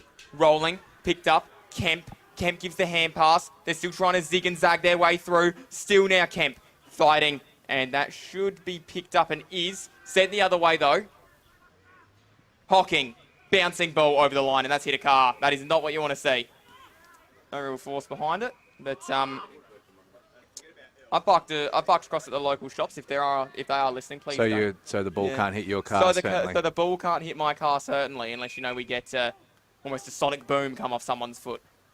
But that'd be a real problem because that would of course make a very loud noise. As the ball goes inside, Di Mateus. The umpire's paid 25 here. A little bit unlucky there, Piers. He certainly looked like he played on. Bit of an AFL one there. So it was a 25 as Lim decides to go up and inside the 50. Plenty of players were there. Silvac, he's waiting down. He's the danger man. Got a hand pass out. Boxer knows the goals, needs it to swing, and it was swinging, but just not enough. Another behind 1-4-10, plays at 3-5-23. A 13-point ball game. Salisbury North in cruise control. It was only the 13 at quarter time. Sorry, I nearly got rid of 2 quarters then. But now, midway through the second quarter, or close enough to midway, guess what? It's back at that 13 again, and Wakeland rises. Takes a pretty good grab. Wouldn't be the best one he's attempted today. Probably the best one he's completed. Slipping over. Oh, no. Bounced straight off his chest or off the floor. Either way, open the door there. Should be collected. Oh, I'll tell you what, Lanzoni using some soccer skills. Almost a step over the end of the football. Not easy to do with the shape that moves. And that is going to be a ball up free kick. No, a free kick there going to the young Bulldog, turned young Hawk, and has ended up with McFedrin, who I think's had his moments today. Of course, he'll be back on under-18s duty next week. Oh, no, turnover. That is not going to work out okay, and it's ended up in the hands there of Xavier Tranfer. And Tranfer, well, he won the Archies back in round 3. I mentioned, obviously, it was Nistransky's goal that won the game. He ended up with the Archies for that performance. A 2-vote game. Will Schmidt ended up with all 3. The footy ends up in the hands of Xavier Tranfer. Tranfer goes, lines up, and the kick. See the breeze take that kick, Lockie. Very, very strong. Potentially needed to punch it more. Might not have been able to get the distance he needed on it, though. Very easy for me to sit here in the commentary box and tell these professionals what they need to do. As Michael Annie goes up the ground. Just having a little patch here, Rostrevor, aren't they? A lot of repeat entries. Just need to kick the next goal. And they do. Big fist comes through. And that is going to be handballed out. Did well then. That's a good little ball as well. As Sharp takes the ball at half back. Turns up the ground. And it was Wagner who had to stop himself. Almost looked like he was doing scary feet then from Oxazank. Yeah, smart play. Just waiting for his forwards to reset who'd come up high. They're going to look to switch the football. Was interesting. I'm surprised they don't just look to take some territory after the previous turnover to Tranfer, but they're going to keep playing the way they play. I don't mind that at all. Back yourself in. And there's a free kick there, but it was advantage anyway, so no one's paying attention to that. As through goes Brown. Brown then ends up with Deacon. Deacon, he's at half forward now and steaming quickly up the ground. Oh no, left it behind. Murata launched on by Halabat. Was he legged? Umpire said play on. Nistransky's kick was smothered. Well done to get it back inside by Stokes. Then Halabat. Now they try and work their way through. Oh, and that might be a high tackle. And there's a little bit argy-bargy about it. They are not happy with Ant Halabat. And I don't think Halabat particularly cares as Murata's marched forward. Plenty on the outer there. Plenty inside the club rooms as well. If you have not been down to Salisbury North, they've got a couple of home games left, plus potentially maybe a home final. Depends on how they go for the rest of the season. Make sure you get down here. Great club rooms as well. And I think best cup of coffee in the Adelaide Footy League they've certainly got. As there's a high tackle there. It's a big statement by you, Lockie. But roll with it. We'll see another high free kick played. Game's just open up a little bit. You can see the rain has stopped, although the ground is slippery. But both teams trying to move the football with speed, use the short pass where they can, but more often than not coming unstuck. As we see another 25-metre penalty paid. Umpires, I don't mind this because these games can get a little bit out of control with frustrated players. Any indiscretions, playing a little 25, don't mind it. It's silly though, I guess kind of giving it away, and there'd be massive coach killers. Boots and Harbour would both be there digging their heads in their hands. As that one is going to be balled back up. Umpire says thank you, I'll have it. As we just wait there, it is 3-5-23, plays 1-4-10. It's inside the forward line here as the ball gets up. It's up and away, and well done, Silvac fell back with a footy. Able to just take a nice mark there at half-back. Grabbed it with the one hand, wrapped his hand around it and did not let it go. Stepic, half-back, takes the mark, plays on quickly, straight through the centre of the ground. Big fist came away. They try and work it forward at the back now, flicked across towards Wagner. Wagner's bouncing ball, collected by him. He's just trying to work his way through. Did well to give a little bit of the sidestep, and now it's a 5-on-1. It's collected by the 5 of Rostrevor. Ball rolling along, and that is going to end up over. Murata runs out of room. And that is going to be a free kick. As the footy ends up, and back comes Xavier Tramfer. And I love Xavier Tramfer's work at the minute. He's just one of those players you get excited about. Him and Wharton. Wharton's there as well. And still, they end up with a I think that free kick is coming, like we said before. O'Brien's been wearing a fair bit of attention at those stoppages. He's played it cleverly, though. Just saw the little jumper tug there, made sure the umpire saw it. Well done. O'Brien, inside forward 50. Might work out here for Tuck. Tuck. Well, he just ran out of room. Couldn't quite walk the tightrope. As that one's thrown back. Plenty going on here. Salisbury North, I love the drive-in feature they've got here as well. Excellent for the club as well. To just give people the opportunity to come in cold day like this. Don't even need to get out of the car and you can come to the footy. How good is that? As it's picked up. Costanzo, speaking of good footy. No. Not quite to be there, and Swanbury's after it, and he says, I'll have the footy. Don't mind if I do. Plays on nice and quickly. Big ball down towards the outer side. Should be picked up there by Best, but Best had 2 to deal with, and his teammates didn't arrive to help him out. Quickly became a 3-on-3, and a free kick anyway spotted out. And there is Brown. Of course, we'll mention it again. New dad, so congratulations to him and his family. As the footy is marked there by Richard. Again, this will be a tricky shot, but like I said, they are well-drilled Salisbury North, so they can't kick the goal. The coach will make sure they kick the ball to the top of the square. It's been handy today, Richard, hasn't he? It's hard being a sort of a medium, tall forward in conditions like this. He's already got the 2 goals next to his name. Yeah, it'd be interesting to see what he's able to do. 2 goals, 9-minute 30 mark, 11-minute 55 mark was the only goal kicker inside the first quarter, joined by Tuck and then opposed by Silvac. As he looks at the task ahead of him. Kicks. It might hang out. It's not going to make the distance. Everyone comes in. Silvac doing defence and attack at the minute. There might be 2 of him out there. Kick towards the outer side. And Halabat takes a good mark to chop it off. Then he turns, able to get it towards the leading forwards. There's 2 defenders there. Do they spoil each other out? Called out. Brilliant work. And now they get away. A bit of run through the centre of the ground. And towards, and picked up nicely by Brown. Brown then gives it back. And just off of half forward. It's a brilliant switch of the football. How good is that? Wagner, like it was brilliant. Absolutely brilliant. Deacon. Able to turn it half forward. Has a couple of options. Decides to go towards the Halabat direction. A couple fly. One of them was Swanbury wearing the strip there of Rostrevor. Does it stay in? Umpire says yes momentarily and then no in the end. So 13-point margin. Scoreboard hasn't moved for a while there. Last goal was the 3-minute mark. That's been nearly 20 minutes. Expect a low-scoring, tight contest. But do you know what that means? It means if someone has a 5-minute purple patch, they may be able to steal victory and, more importantly, seal a spot or take a spot inside the top 5, depending on which team you are rooting for here today. If you are a neutral and you're not sure who to go for, pick a team. It's good fun. Get around your team. As that one is going to be a ball up. So it looks like they plucked a free kick here to Salisbury North. Won't be a long quarter with just the 2 goals into the hot spot. Certainly won't be. You're looking at probably the 26, 27-minute mark again as Pearce tries to add some length to the quarter and some separation on the scoreboard. Speaking of separation, Deacon turned and just fired another one wide. Pretty handy step for a big fella Deacon there, wasn't it? Would have been a fantastic goal if he had to put that through. Such an aerial threat, but such a good ground level player as well. He was almost moving like he was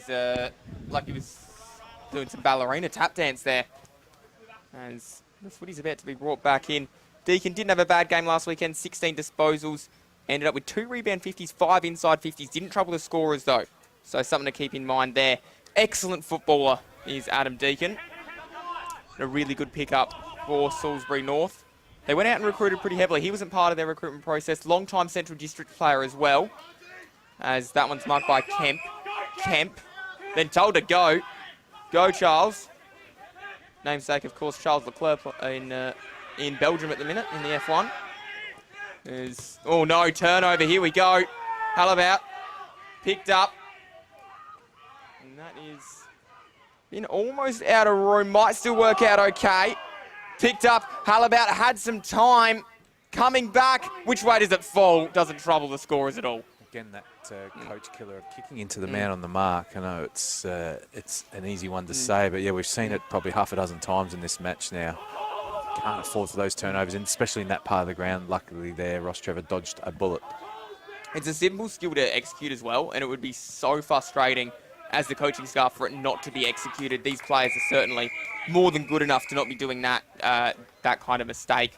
3 goals, 6 plays, 1 goal, 4, so combined 4 goals, 10. Inaccuracy struggling for both teams there. Rostrevor certainly the worst of that, kicking 4 as many behinds as they have goals. Salisbury North 2 times as many behinds as they have goals. Wow, that's fantastic roving. What can you say but wow when Geordie O'Brien gets on the footy? And it's going to be a free kick going the way of Hallabout. It was great ruck work as well. Russo, the unsung hero of that moment as well, as on the siren. This is a big shot for goal now, isn't it? It's brilliant play. Watch O'Brien fly through here. That's brilliant gather. And then just off a couple of steps, he actually put a beautiful pass into the advantage of Hallabout. Wasn't able to take the mark, but won the free kick. This will be a huge lifter for Salisbury North on the siren. See what he can do, Lockie. Call it home. What does he do? 32 goals. Looking for 33. It may be the most important of them all. Kicks. And drifts, and drifts, and drifts. So 3 goals, 7-25, plays 1-4-10. A 15-point ball game at halftime. Salisbury North, when they lead this one, they'll be delighted. A two-point advantage in that quarter, 15 overall. What can Rostrevor do? We'll see them on the other side of this break.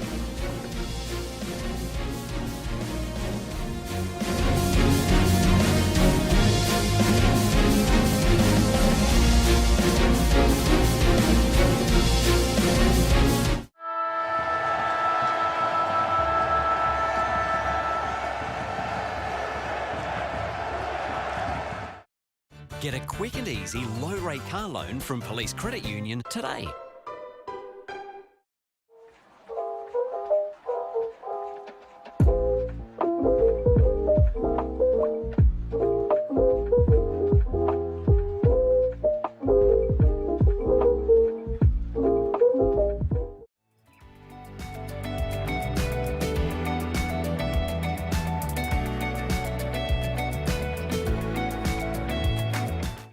New 氷結 Vodka, soda, and frozen natural fruit juice. Hello, yes.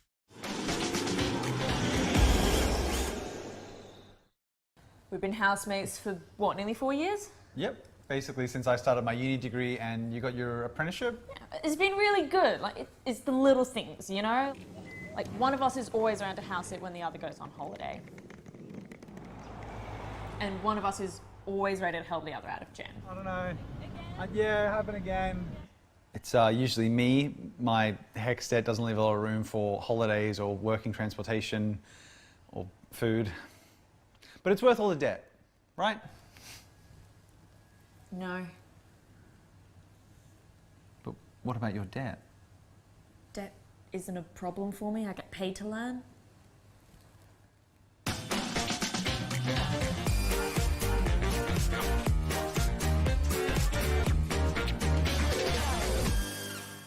You belong in blue. Apply for a career with South Australia Police.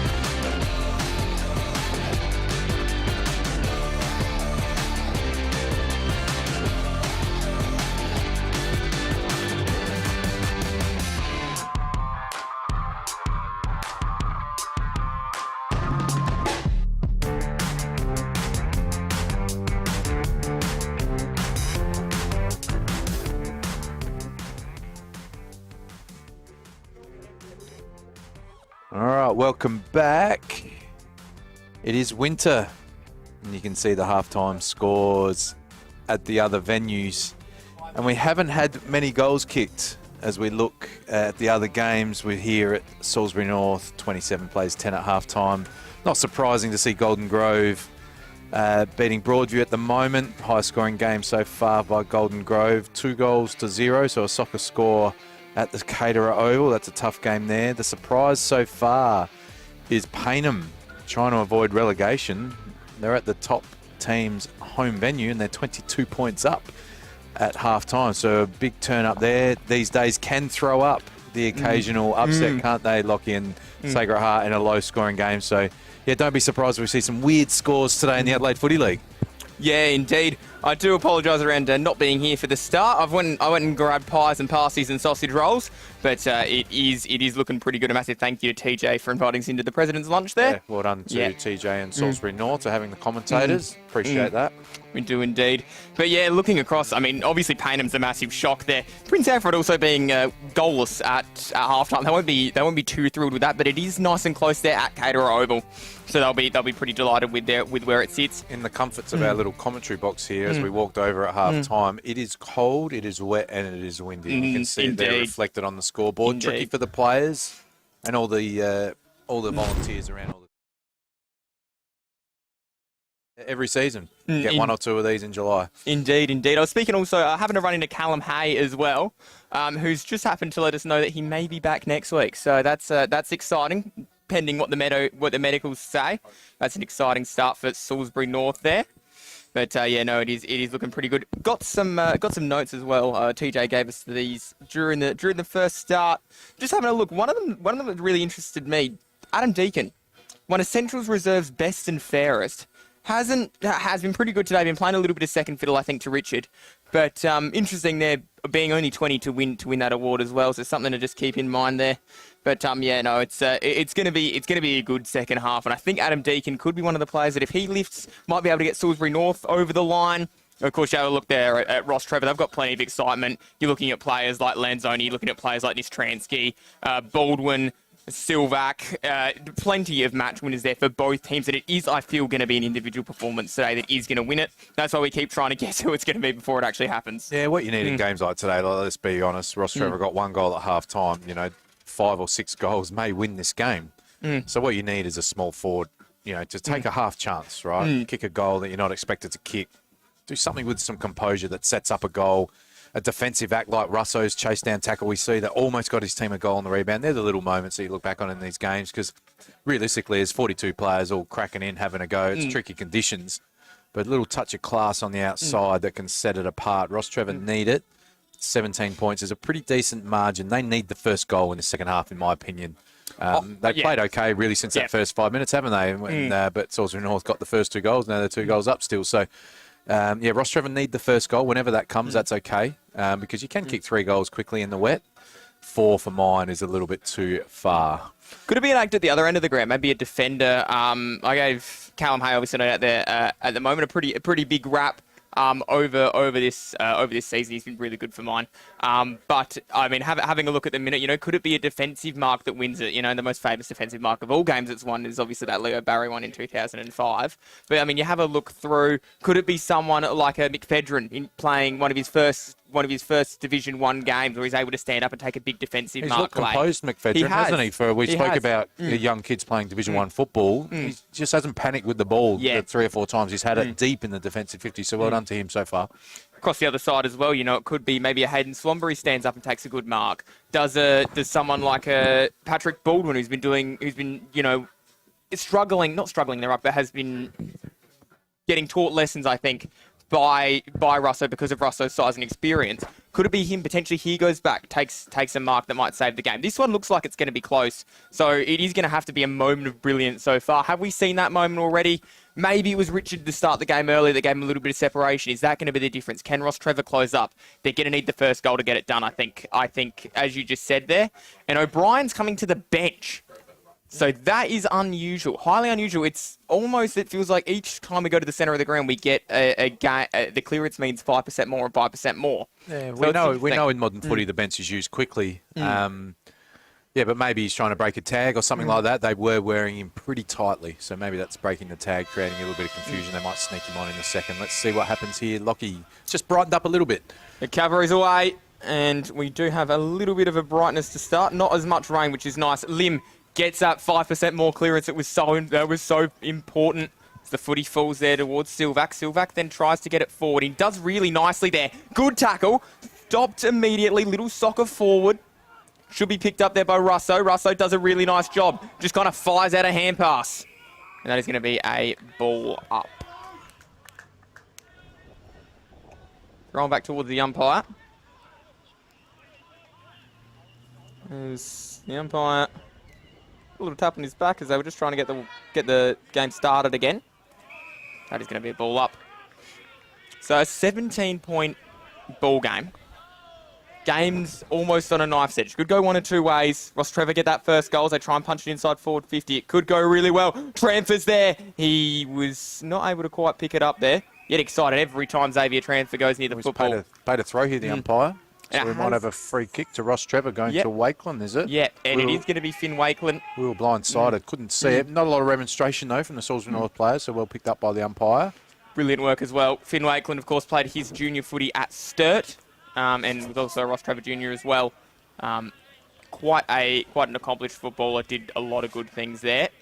As he goes back and has a little bit of a look here at the big sticks in Division 1 of the Adelaide Footy League.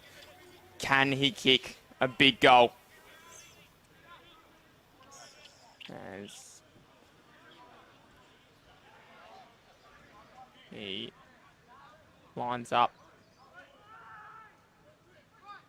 and kicks at goal. It's going. I reckon that's gone over the goal umpire's head. He's delighted. Holds two hands up to the sky. And that's a big goal to start for Rostrevor.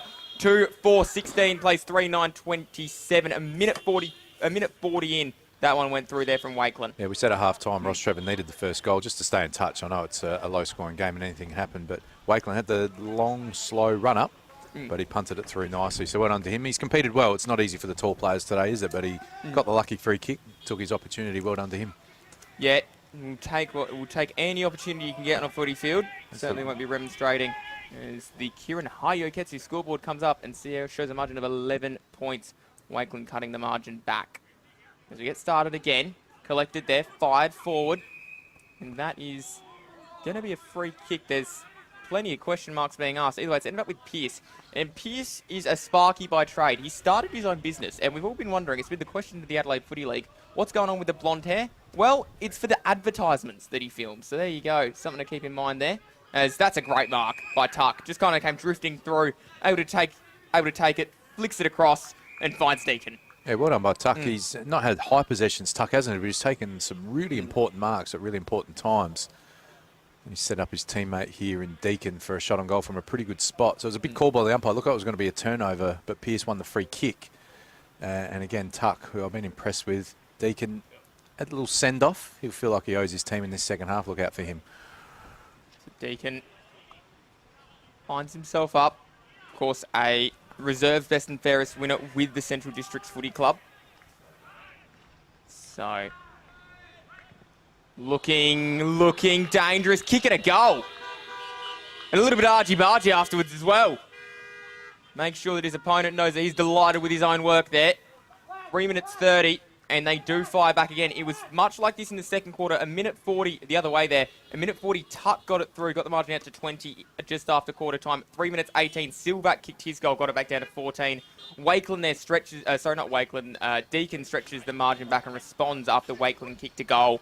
And that gets the margin back out to that 17-point margin. Good response. Tidy shot for goal from Deacon, wasn't it? It looked easy, but it's quite blustery out there, so the ball drop is always tricky. So well done to him having an impact. Well done by Salisbury North. Quick response as we're back in the centre.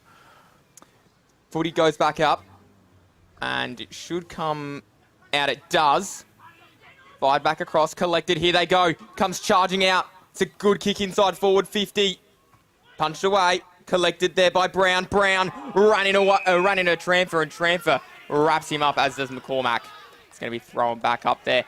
Now, we didn't have a goal kicked in the second quarter from this point onwards. Obviously, we'd love to change that so then we do get, a bit more goal-scoring action. Does the game break open? Maybe his players start to get tired. Doubtful potentially because of the conditions today. But the rain has held off. We've had a little bit of an increase there. The sunshine might be out as McFedra just gets it cleared. Good work from him. Footy then collected by Brown. Brown gave it across. Kick came out. And that's fired forward. Brilliant work. Flicked across there by... it was a play there in Sharp, and Wagner's there. Still he fights. Trying to claw at the ball. Fired back. Might pick it up now. Paddles it. Paddles it again. Soccer. Anything but take possession at the minute there for Wagner. And that one is going to be picked up there by Pierce. Pierce did a good job. Fires at goal. Might get towards full forward. Knocked away from Halabat, but he leads the race. Baldwin picks it up though. Intercepts. Turns, snaps, clears, intercepted. Tried to go for a ride, then did Pierce. Trying to provide the spark. What's the sparky? Is that one is taken at the back. Good mark. Great pressure applied there by both teams, wasn't it? Salisbury North just hunting. Wouldn't call it a ceiling goal, but a nice little buffer. But Rostrevor defended grimly there. That they did. Footy flicked there. Transfer. Able to get it away. He then just kind of bouncing footy that no one really wants. In the end, Richard just picks it up because he was closest to it. Fired it back towards Brown. Brown then gets it forward for Hocking.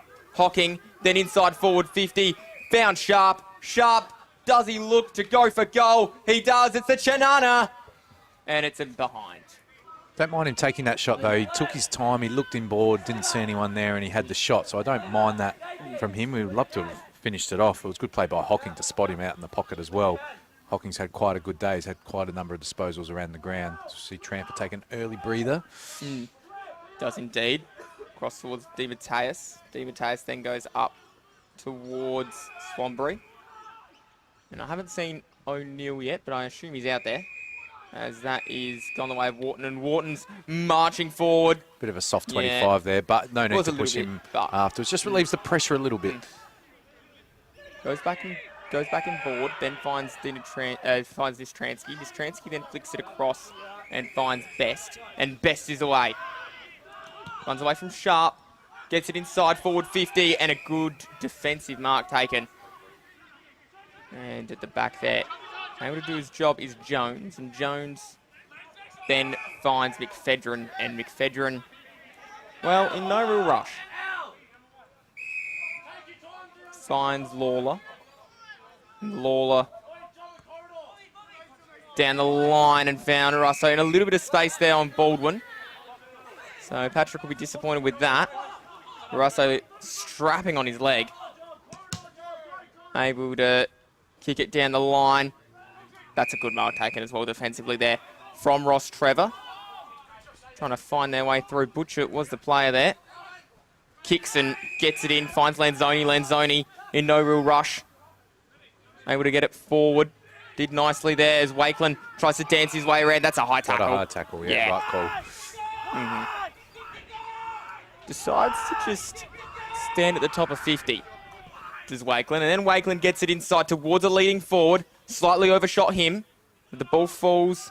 Could be picked up. Boxer was waiting on the outside of the contest. He tries his own Chinana, and that one's more successful. Yeah, it's a great goal, isn't it? Made it look easy again outside of the foot. Much needed by Rostrevor. We've had good passage of play to start this third quarter. Just had a little bit more of the football. Been able to transition the ball relatively quickly, as we can see there on the outside of the foot. Yeah, made it look easy. Jet Boxer, that's a nomination for the goal of the day. Well done by him. Great finish. And we still have a 12-point ball game. Still close enough, isn't it? It is indeed. It is indeed. So, Kieran Hayuketsu scoreboard high, yes. Hello, yes, sorry, thank you to the Kieran Hayuketsu scoreboard that shows us a margin of 12 points, 4-10 plays 3-4. Salisbury North, one must question how many opportunities they have wasted in front of goal as Warden just comes drifting out of the centre, had to turn around to get the ball moving forward. And that one was knocked away then from the player who's chasing after it in Bradford. He gets back onto it, wins himself a free kick, and the umpire says he takes his time and then turns. Gets it in towards the railroads leading out of the goal square. And that is going to be could have been holding the ball. Umpire said play on. Now they are letting it go. Picked up instead. Turned it goal. He's missed. And so unlucky there he shoot. Great forward pressure there by Rostrevor. Looked like Salisbury North were going to clear the ball, but there was a great chase down. Can't remember who it was, but kept the ball in the area. Snap. Unluckily, just bounced the wrong side of the post. Away they go again. Russo was the player that was that they were aiming for. That is going to be a free kick going the way of an excellent tackle for Wharton. And Wharton then turns, gets it inside, back out directly in front of goals. Wakeland was there, trying to work their way through. That's a good tackle to stop. Almost got a hanging on free kick there, Wakeland. He really protected the drop of the ball well. Might have had a Guernsey tug. Umpire was on the wrong side. But yeah, Rostrevor got some field position here. They're up and about. Indeed they do. Picked up, nearly got it forward, wasn't able to. And then still Lanzoni just somehow extracted the football, gave it across to Lim. Lim then fires towards goal and fires another minus score. Starting to look dangerous with those ground balls, aren't they? Inside 50, some great forward pressure, some quick handballs and snaps. Wasn't able to finish on that occasion. But yeah, looking dangerous inside 50, Rostrevor. Macchiano gets it away, and that one's going to work out. Oh, nearly are okay, but unfortunately they're turned over. Wharton gets it inside forward 50, diving mark. Brilliant work for Wakeland, and Wakeland is now going to go back. 3-6 plays 4-10. This would get the ball game, unbelievably, inside a goal. Yeah, they've just had a little purple patch here, Rostrevor, but they need to kick 6-pointers, don't they? They're just classic football. They've put good forward pressure on. They've been able to create turnovers in their forward half, repeatedly pump the ball back in. If you keep doing that, opportunities will present. But again, you've got to kick them straight. So Wakeland, I'm impressed with this young player. We're going to be calling him for a while in this Division 1 top flight. I reckon he's such an athletic player. Came at the ball really nicely there. Takes his time on the set shot, but kicked one from the other side of the ground early in this quarter. About 40 metres out. Call it home, Lockie. Can he repeat the dose? Beautiful kick. Looking pretty good, and he does. Fist pump, and a double goal there for Finn Wakeland. He's got 2 on the board. Becomes, by my math, aside from Richard, the first multiple goal kicker. It's the first time they've kicked 2 goals in a row, Rostrevor, and Wakeland able to deliver at the 11-minute and 50 mark, which was 3 minutes and 22 seconds after Boxer delivered his first. Yeah, beautiful set shot there. Like I said, it is a blustery day. We did a beautiful ball drop, and that ball did not deviate at all. The goal umpire didn't move. So well done by Wakeland. Looking super dangerous. I thought they were going to put him into the ruck, but I'm glad they didn't. I think he's looking dangerous inside 50. I like that move. Ball back up again. Cleared forward, and then just a bouncing ball that should be picked up, and as they try and go driving through, that's going to be throw. Umpire said it's going to go the way there of Halabat, and they desperately need a goal here, Salisbury North, just to steady the ship. It is sort of sinking at the minute. Certainly not going their way. Footy click back across there, finds Deacon. Deacon then able to give it to the outer side towards Brown. Brown then looks. Just gets a kick inside forward, 50. Big pack forms, nearly picked up there by Pearce. Pearce not able to do what he needed to do, and that is going to be a free kick going the way there of Rostrevor. Pearce trying to claim that he handballed it. Umpire not having a bar of that. Either way ends up with Dawson. Dawson then flicks it back towards Shoot, and Shoot, well, in no real rush. And it's up the line. That is going to fall through hands. Boxers there. A little bit of a high tackle.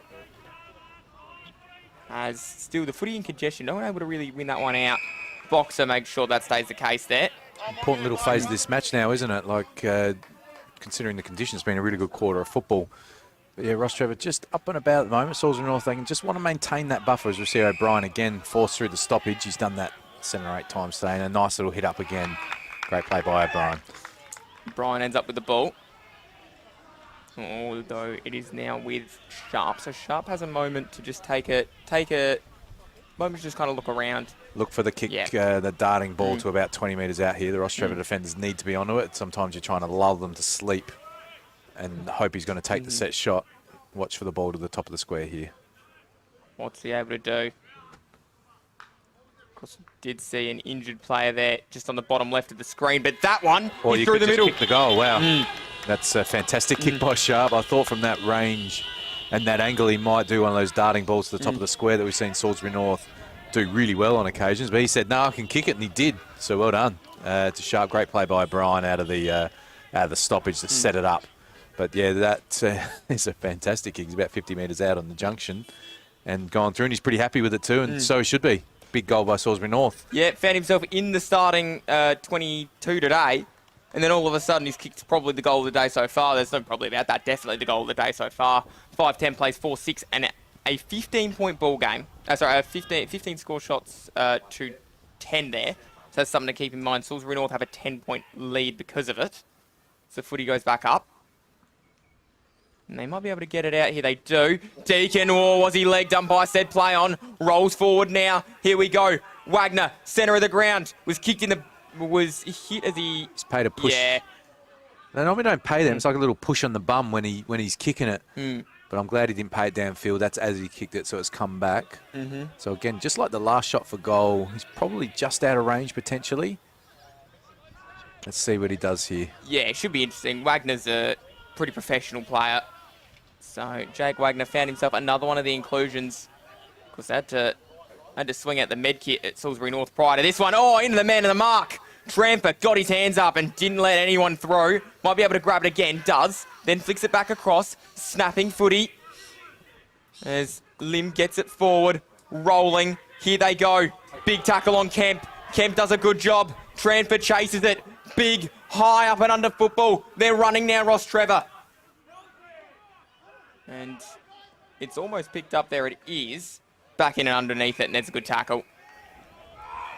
Quick transition again. We see the coach-killing kick into the man on the mark. We're done by Tram for staying with it. But yeah, we've seen that probably, feels like 6 or 8 times today. Players not getting back far enough and kicking over the man on the mark. Does work out okay there. O'Brien was able to get that one forward. Ball picked up then by Wagner. That's Brody variety. He just kicks it along he just kicks it, and there's a bit of a snap there. And here they go through. McCormack able to get it coming back the other way. And it's a good mark as well. I do apologise. I thought it was McCormack up the ground. It wasn't because he's just taking the mark. McCormack to McCormack. Yeah, well done. Tricky day for the big forward down there, but he's taking a mark in a pretty good spot here. And again, just opening up a bit, isn't it? We thought there might be a Dower contest, but Rostrevor have already kicked 3 goals this quarter, looking for a 4th. Only from 8 entries, so they've just looked a lot more efficient when they've gone in, haven't they? Let's see what McCormack can do here. What can McCormack do? He's a good kick. We saw a goal, I guess, kind of kicked from a very similar position by Sharp. He's a little bit further in. The angle's a little bit more tighter. Is he able to convert in the same way? McCormack must respond. A goal to Rostrevor to start, then it was a goal to Deakin, then it was 2 to Rostrevor, and a goal to Sharp, and now we're sitting here 4 minutes later. There's a kick. Goes through the centre. And they just keep coming. McCormack does what he needs to do.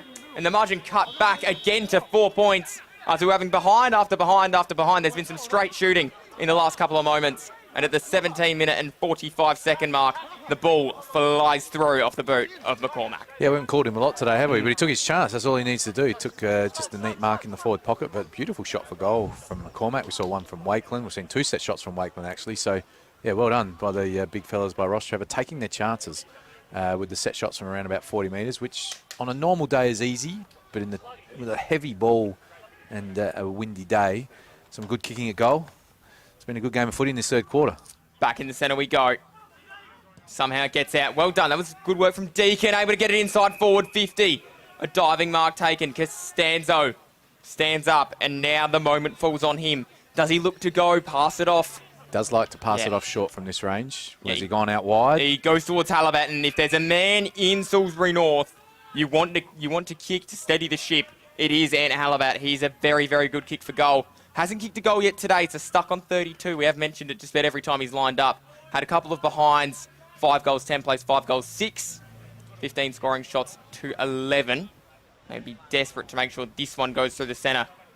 Can Ant Halibat find the most important goal of the season so far? I think you'd have to say.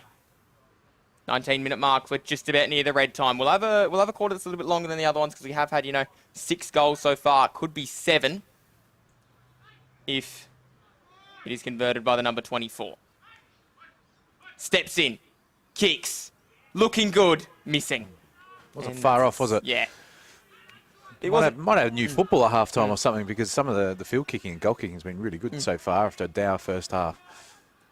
Even there, great hands out in front. Absolutely brilliant. And Di Mateus hits up the man he was trying to hit in Baldwin. No, sorry, in Kemp. Someone goes up the line. And they might be able to pick it up. They do. Good work. They get it through, and that's intercepted. And Russo was in no real trouble. Able to just take the mark on his chest and start again. So near enough to the edge of the centre square is where he'll have to kick the footy from. Decides to go back from where it came. Big pack there. Plenty flying in front. Nearly able to bring it down then was Best. Wasn't quite able to. Ball spilled out and the umpire says, I love that one, gents. So we wait now for the umpire to get it started again. Footy does go up. Now they might be able to get away with it, and they do. Straight through, gliding through. Big fist away. And that one is just bouncing. Hocking collects it. Bite it back. Little kick off a step. And still now Murata trying to fight his way through, unable to do that. And it's a good tackle on one of his teammates. Wrapped up quite nicely in the end there by Wagner. And it is off the bottom of the pack, Baldwin. So back in line with the centre square, or near enough too. Wagner gets it forward. Palm down. That was pretty clever as well then from Deakin. There's a couple of Rostrevor players fighting over the footy. There was one in there by Pearce, who's trying to fight his way through for Salisbury North, and that one is going to be a ball up.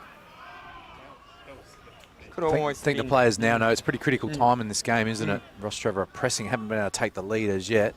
Salisbury North have responded at this point. Tranfer with the clearance. Tranfer does get it forward. Kemp was there. Ball falls away. Collected. Nice work by Silvac. Silvac trying to go down the line, and that one is just going to end up out of bounds. So disappointing there. As the umpire says, I'll throw that one back in. 21 and a half minutes gone. You're probably looking for something around about 28, 29 mark for the end of the quarter before we do then turn for home. Of course, so important. 5 points the difference now. Has been a game high as far as 17. That's what it was at halftime. That's what it was when Deacon kicked his goal early in this term. Now, just to think it's been 5 points. Rostrevor having a little purple patch, making their move.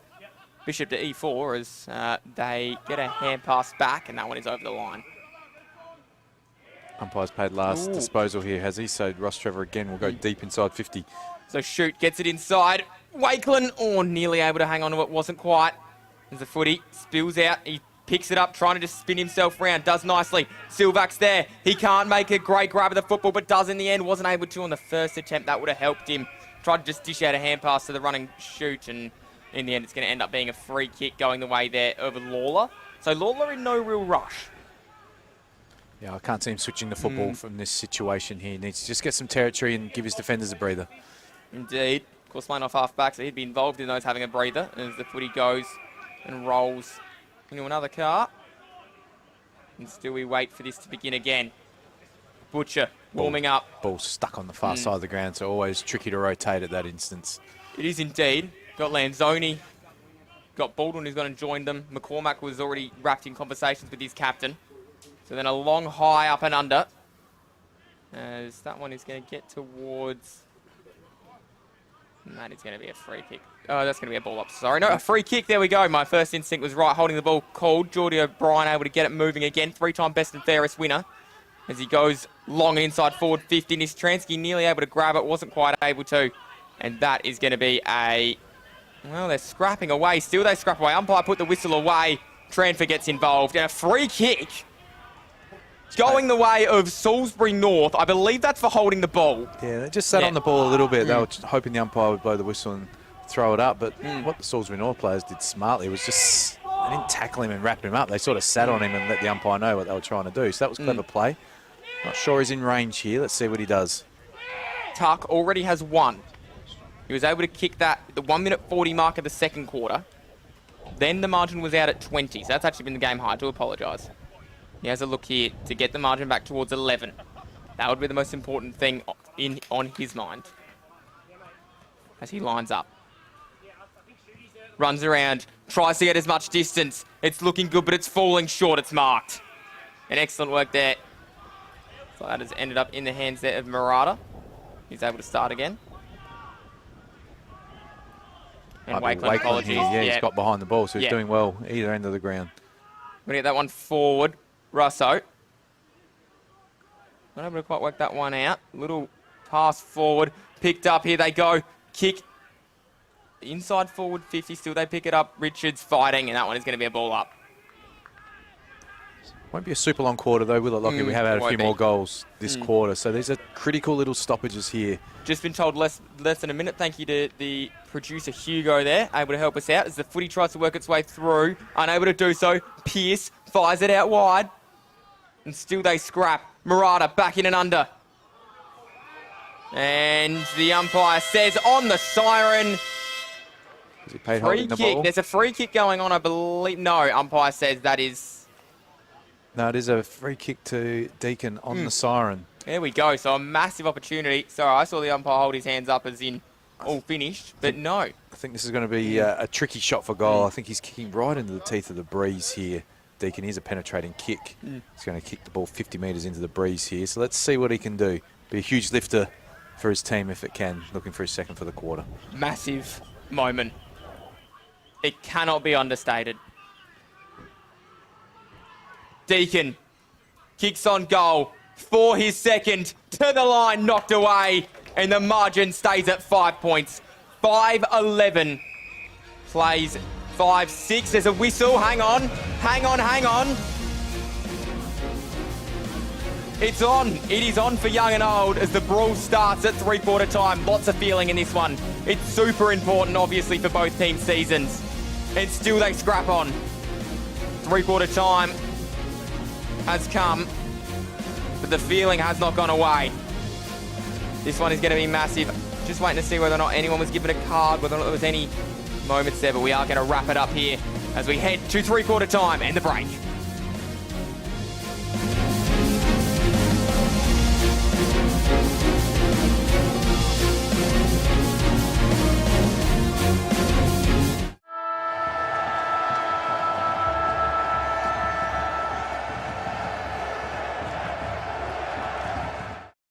Get a quick and easy low-rate car loan from Police Credit Union today.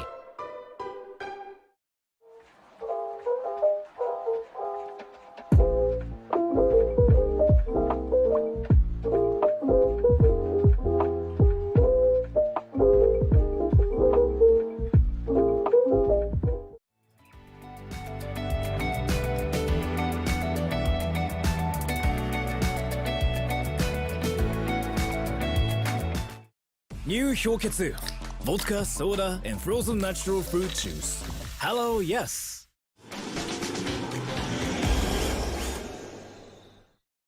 We've been housemates for, what, nearly 4 years? Yep. Basically, since I started my uni degree and you got your apprenticeship. It's been really good. Like, it's the little things, you know? Like, one of us is always around to house it when the other goes on holiday. And one of us is always ready to help the other out of jam. I don't know. Yeah, happen again. It's usually me. My HECS debt doesn't leave a lot of room for holidays or working transportation or food. But it's worth all the debt, right? No. But what about your debt? Debt isn't a problem for me. I get paid to learn.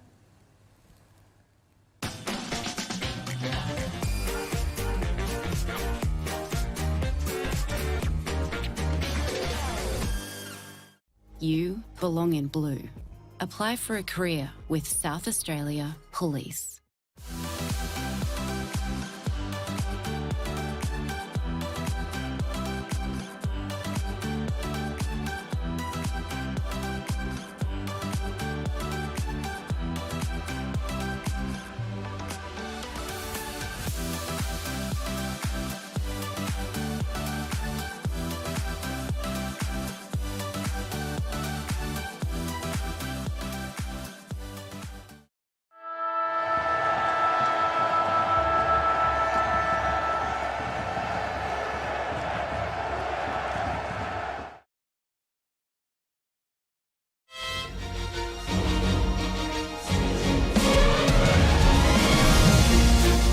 A massive last quarter in this game. 5 points is the difference. Salisbury North lead it.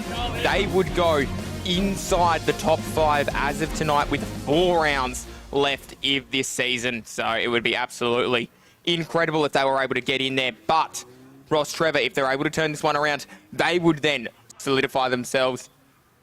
They came into the game in third. They would then end up, obviously, a little bit further ahead of that and potentially, depending on how St. Peter's go, depending on how Port District go. Port District, at last check, were losing to Payneham. So Payneham, if they get the job done there, not only would it be a massive impact on their season, but it could have a massive impact on the rest of the competition as well. It may see Rostrevor equal top tonight if they're able to turn it around here. Yeah, it would be a turn-up. Like I said, they had a really good third quarter. They're kicking 4 goals. They only had 1 goal at half-time, 4 goals in the third. So a really good quarter of football by them. They look dangerous inside 50 with their tools, especially Wakeman. Great quarter of football by him, kicking 2, and he got behind the ball late. Took a saving mark as well. So well done to that young man. Great quarter of footy. We said pre-match it was going to be a big game, though, isn't it? That ladder is so congested. It can go either way. Salisbury North must hang on and win if they want to play finals for mine. And Rostrevor the same.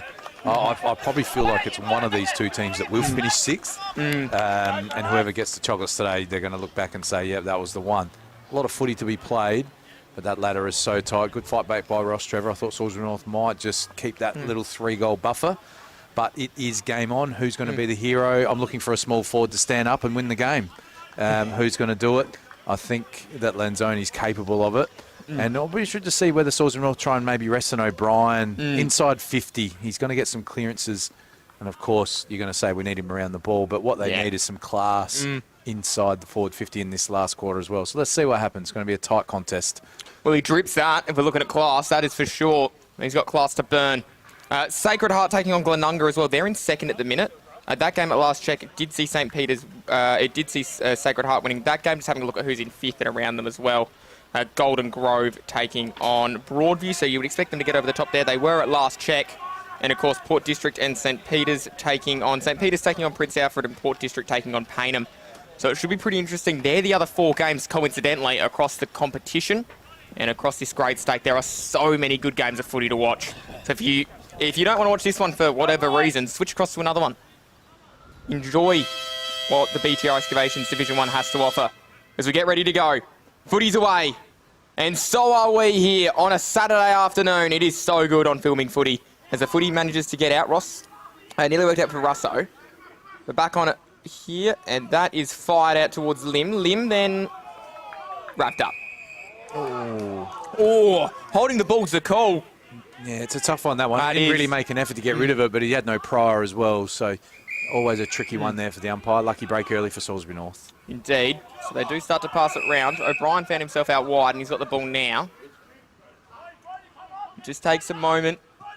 Just able to look up the ground, and that's where he goes. Good ball towards Wagner. Wagner working hard. A long footy inside forward 50. It came down, no one able to quite pick it up. Hocking's on it. Ferocious. Sharp joins them, and the ball is stopped in the hands there.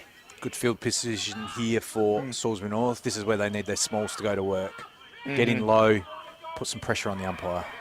Try and run some kind of block or not interference, because obviously that's illegal, but the footy gets out towards Lynn meantime. He then goes up, and there's a player in McCormack that's ended up on his front there.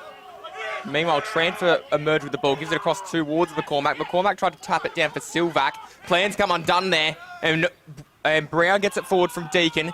Deacon then goes inside forward 50. Intercept mark from Best was nearly there. Back over it was Nistransky. He's able to get it, fire it back there towards Swanbury. Swanbury then fires back towards Michaelani. Michaelani gets it forward. He might get it back. He's ignored. Di Matteo has to go further back than that. Swanbury then turns inside, hits up the player there in Wharton, and Wharton completes the switch back towards Butcher. Butcher had a little bit of time, able to take off when he needed a couple of steps though to get that ball forward. And now everyone waits.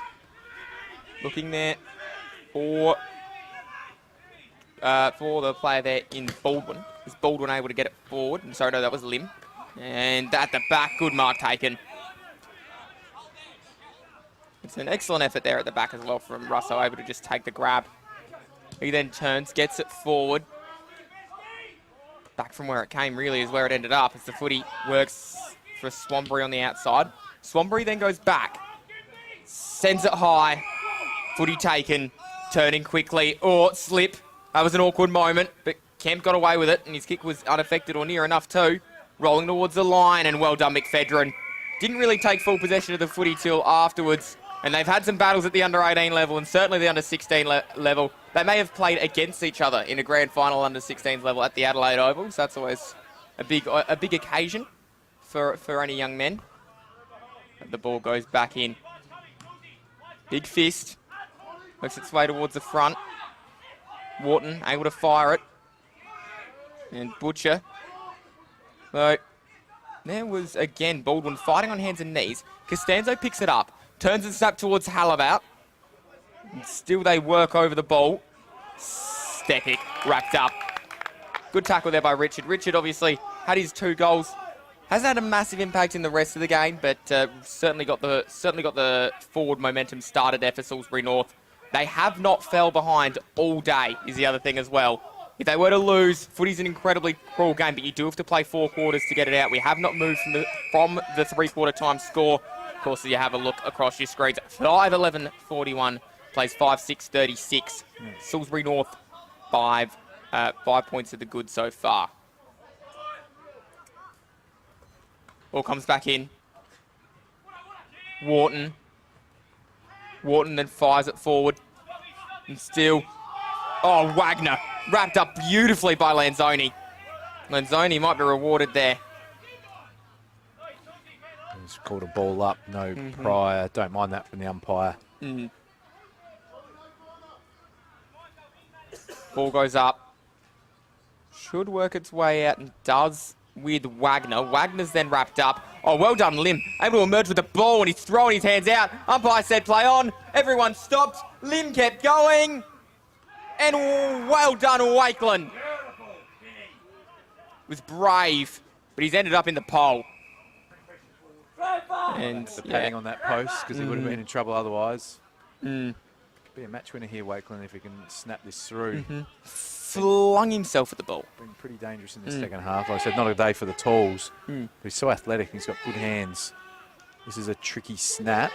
But if you're composed and think your way through it, you can put his team in front for the first time today.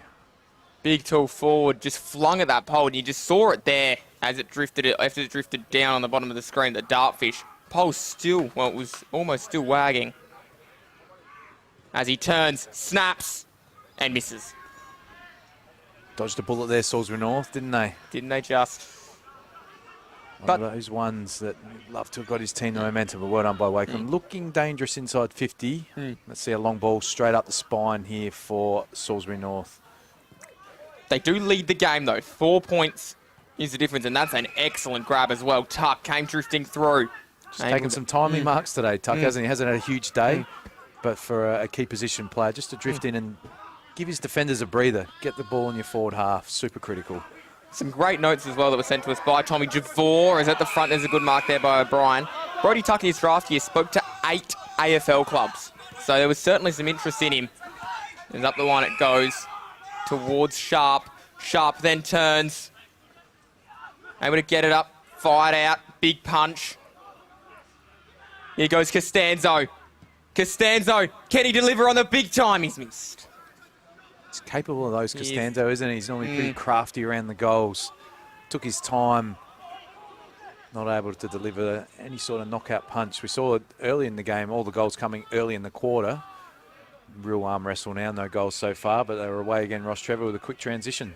Here they go, Rostrevor. They are away, as you said there, Adam. Fired from Bradford, but potentially he missed the man he was trying to go towards. Best has to go in and try and win it. He's got his own battle to deal with. Brown now got the ball. Good mark. It ends up with Richard, and Richard, well, got no real rush. Gets it out of bounds on the full. I'd be disappointed with that. Not that he didn't hit the target, but just keep the ball in play so you can get a stoppage, put the opposition under pressure, get some field position, give your defenders a breather, but Rostrevor will rebound. That they will. They are off. A long footy down the line. Good mark taken there by Silvac. And Silvac, well, it's been the first time I've seen him play live. He's very much impressed me. Of course, Rostrevor fans would have seen him for a couple of weeks now. Oh, excellent grab as well. I tell you what, Jamie Jones, he's doing a bit of a fill-in in the key position post at the minute, has had his moments this afternoon. Footy now towards Deacon, and Deacon marked the ball. Silvac's trying to claim, well, I'm not sure he did, but the umpire said no, he did. Give him back the footy. And he does oblige there to Silvac. So Deacon decides to just have a look. What can he do? What does he do? Choose off a pass out towards the line. It's a good mark as well. Richard will turn around. And does he dare to go from here? He looks too far from home. Feel it probably is. But he might wait for Russo or Deacon to get to the top of the square. Russo's going down there now to make a big presence. Great work right by the big fella.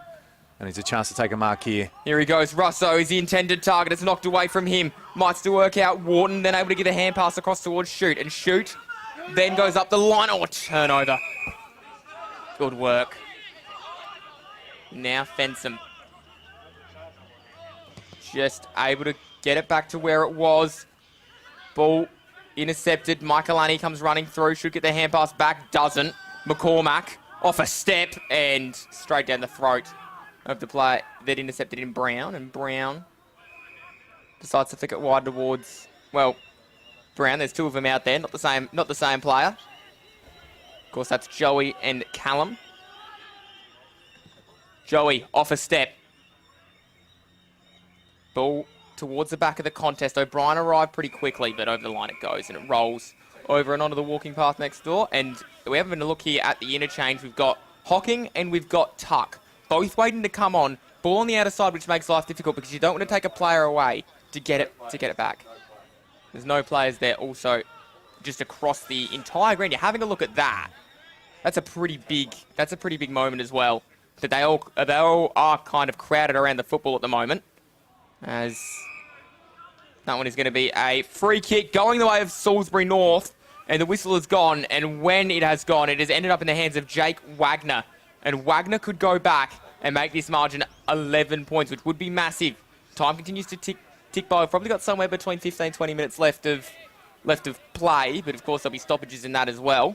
They've had the field position, haven't they? Salisbury North's ball's been camped down inside this forward half for a while. Rostrevor flooded back. Not sure what the free kick was for. Looks confident he can slot it. He does indeed, and I was just thinking as well, when the moves have to be made, Salisbury North have just been a step ahead, but they have just missed as well. So, 6 points now the difference. They're winning the quarter by a point. Not that they'll particularly be interested in who wins the quarter, either of these two teams, unless they win the game. Up the line it goes. Wakeland, did he win himself in a free kick? He was infringed. Might have been a slight pull on the jumper. Uses his body well as well. Like, he's not just a flyer, isn't he? He actually stopped and propped on the lead there and protected the drop of the ball, which forced the tug of the jumper. Absolutely, he's a superstar. Not the kick he would have wanted, though. No, just kind of slurred off the side of the boot there. As Deacon goes across the ground, finds Brown. Brown plays out in the wing, so he's come inboard with the play being on the near side. Now he's got plenty of options ahead of him. Not sure where he wants to go. Caught in a journey of indecision. Gets it back across there. Towards half back. And with Brown, they wait. Brown's kick then finds Brown again. Those two combining. Done that a couple of times in the last few moments. Now, Joey. Not sure where to go. Up the line is what he ends up doing. And the whistle has gone. Free kick. I feel like that free kick was coming. Russo's probably been wrapped up a little bit in those marking contests through the day. Certainly had a size advantage on his opponent. Don't mind that decision from the umpire. Looked like there was arms around. Son of three-time medalist Jamie as well. Was pretty good at high jump. Nearly went to the Junior Olympics. So certainly does a lot of great work there, Russo. Multi-talented, as a lot of the athletes are. Meanwhile, Swanbury goes across the ground. Oh, Hocking was on it. Picked up.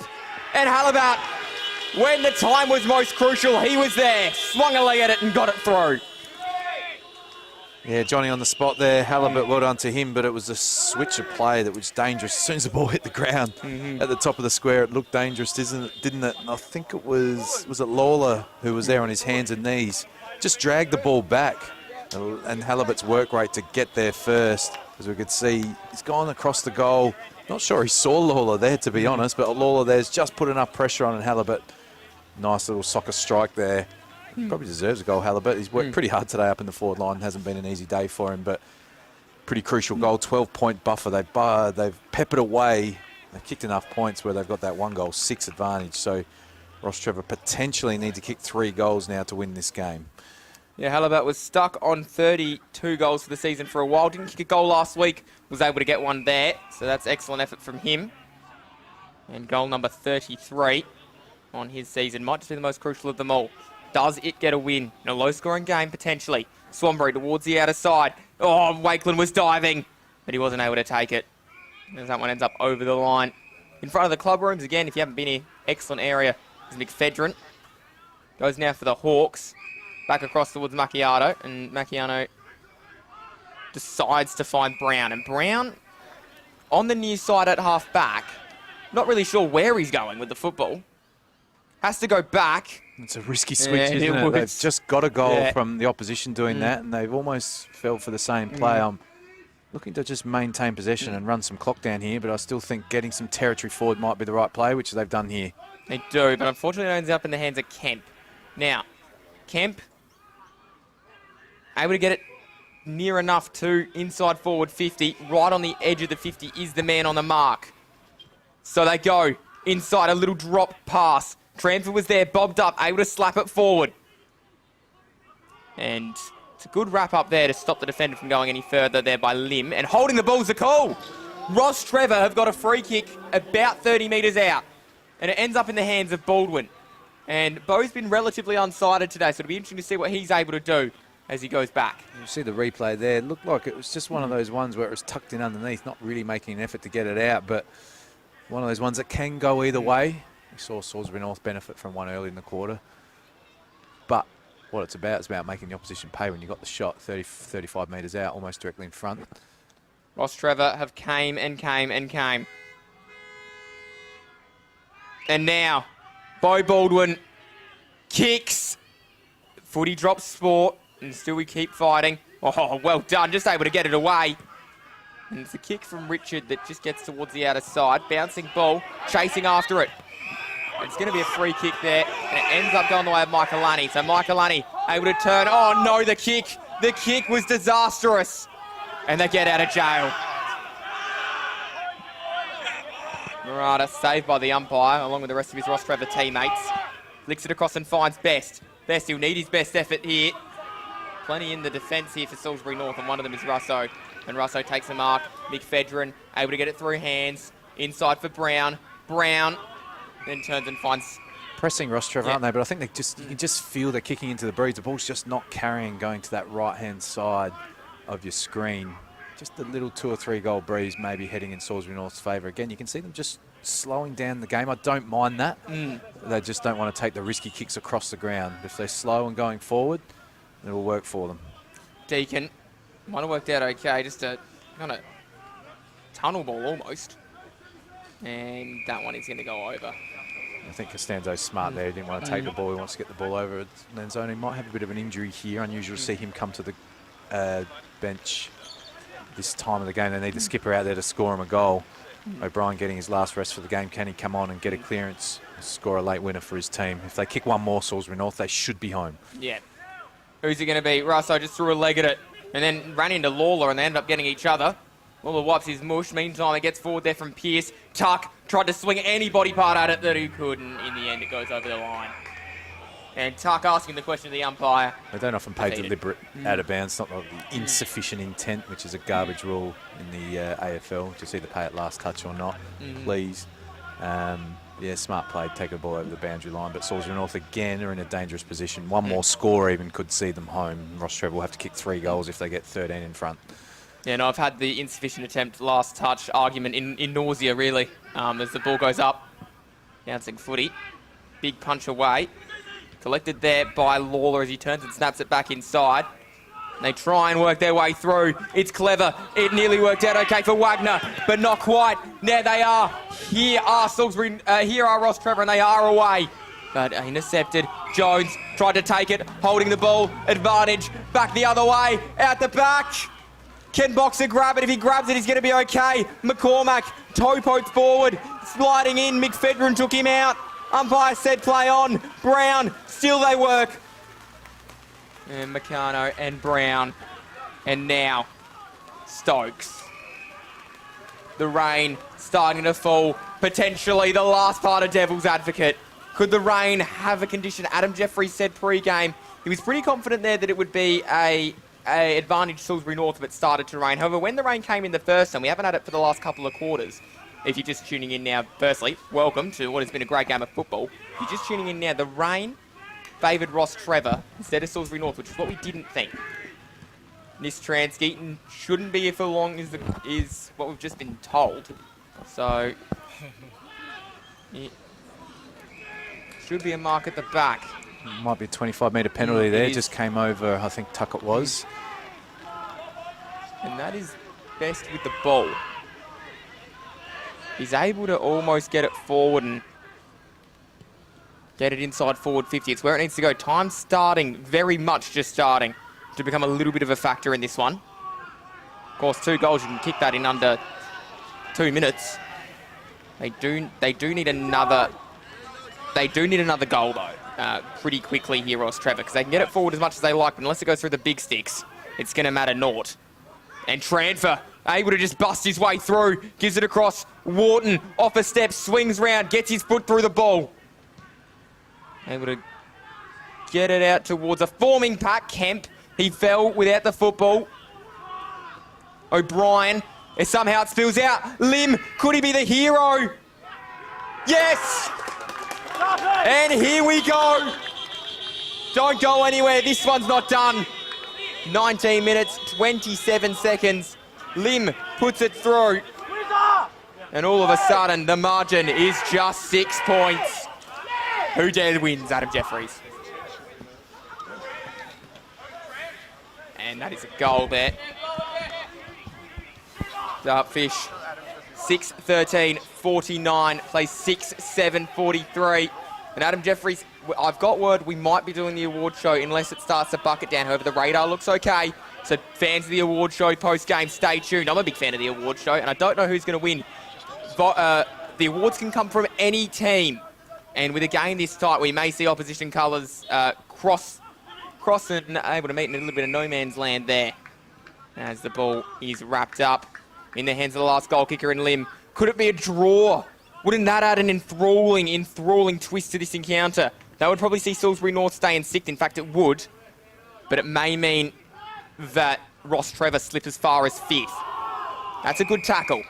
Umpire wraps it up, of course, assuming there that results go the way of Sacred Heart and, the results go the way of Sacred Heart and Golden Grove. At last check they were. That was at halftime we checked, though, so obviously a lot's happened since then.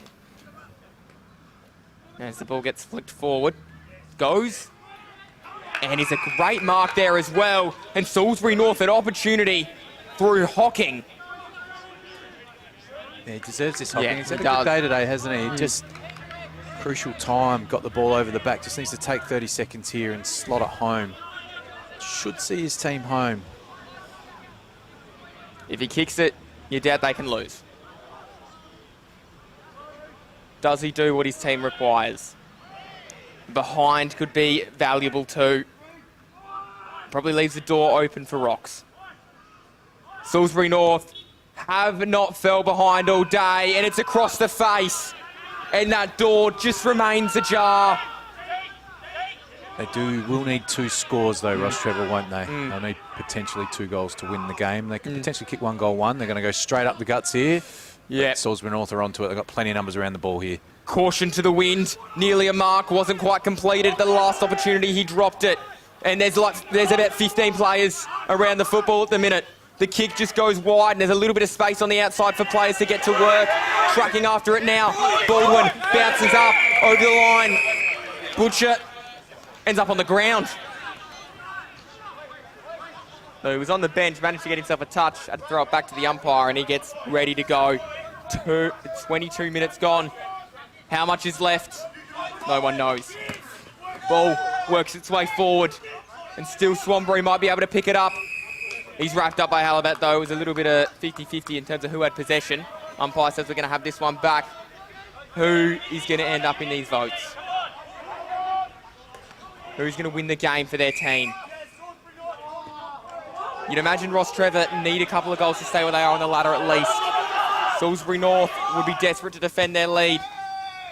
Kick towards the outer side. It didn't work out. O'Brien's mistake. That's how much pressure there is. You just don't see this happen often. O'Brien made mistakes. Boundary umpire forced to retrieve his own football. 6-14 plays 6-7.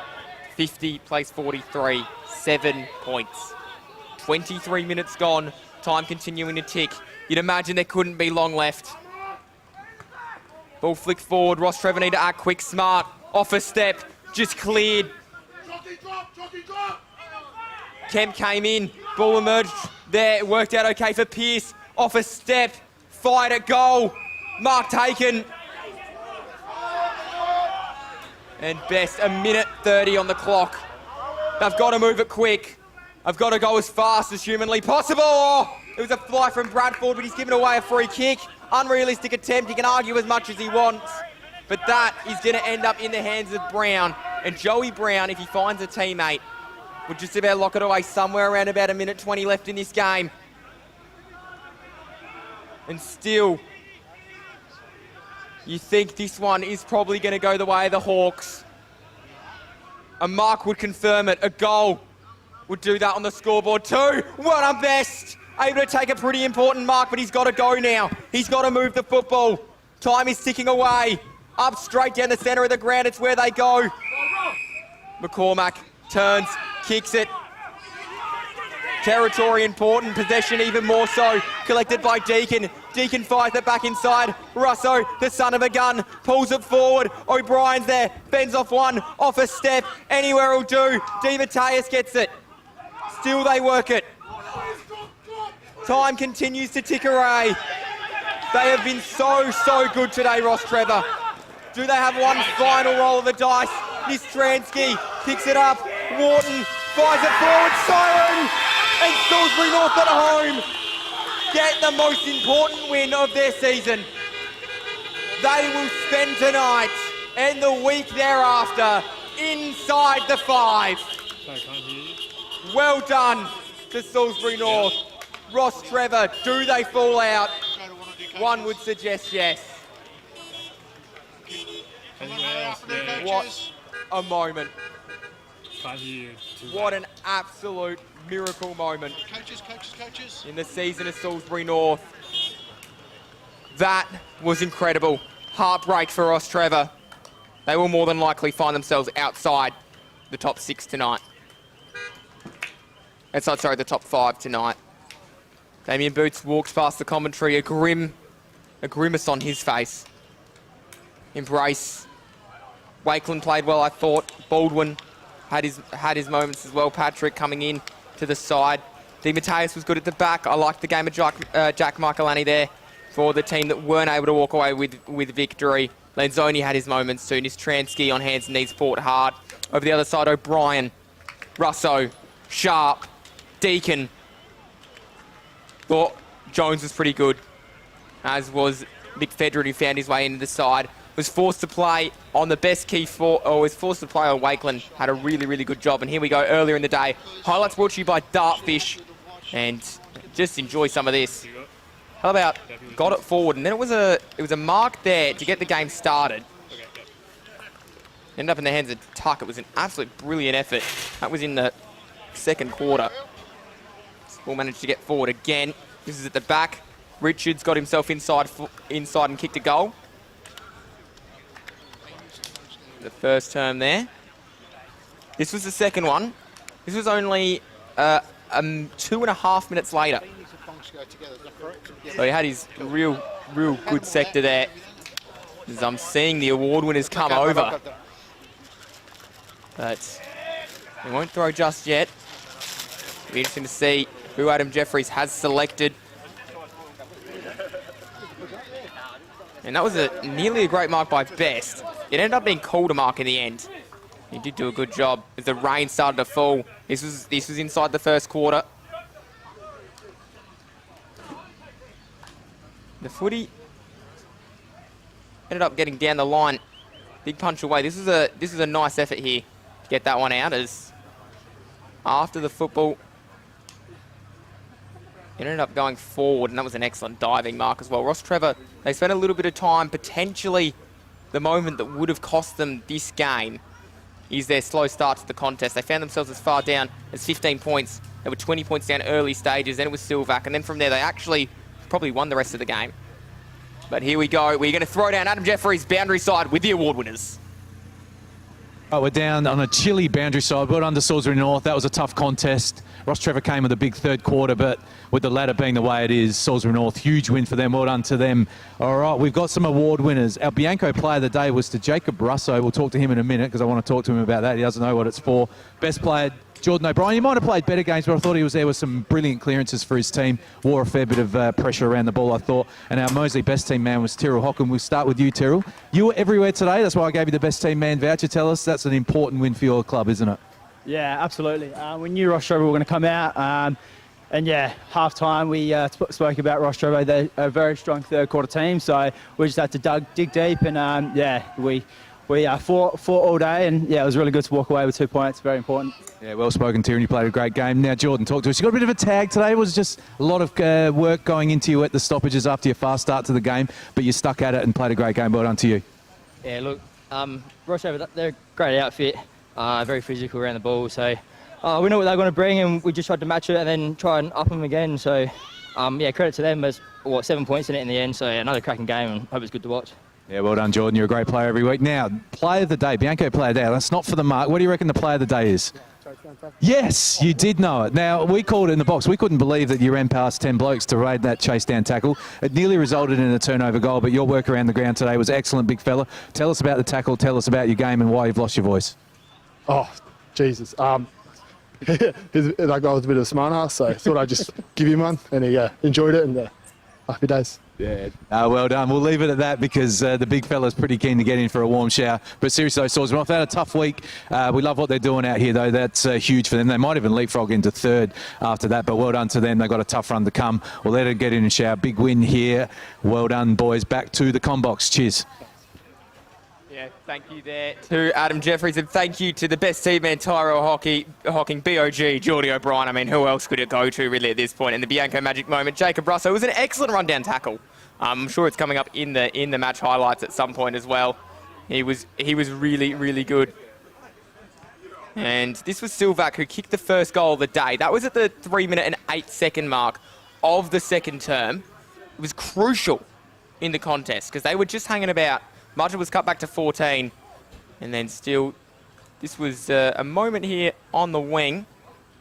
They were able to get it through. It was an excellent effort as well as they fought and scrapped hard all day.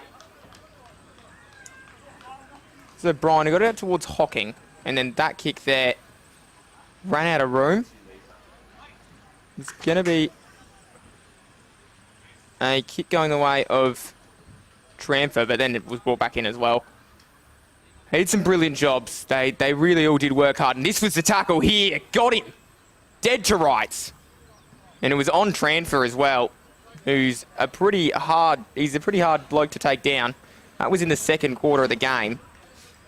I was back in here, guys. It's pretty cold down there. Wow, the player's pretty keen in for a warm shower. See Wakelin there with the ball in the highlights. But yeah, big Russo. I was glad we gave that. He knew it too. Obviously a bit of byplay with Tramfer. There's a bit of lip going on out there. He was pretty happy to chase him down, but I was pretty keen to have a chat to Big Russo because he got the player of the day, but his work around the ground as well was pretty good, wasn't it? If it was a dry day, I feel like he would have taken 15 marks. He's just in the right spot all the time.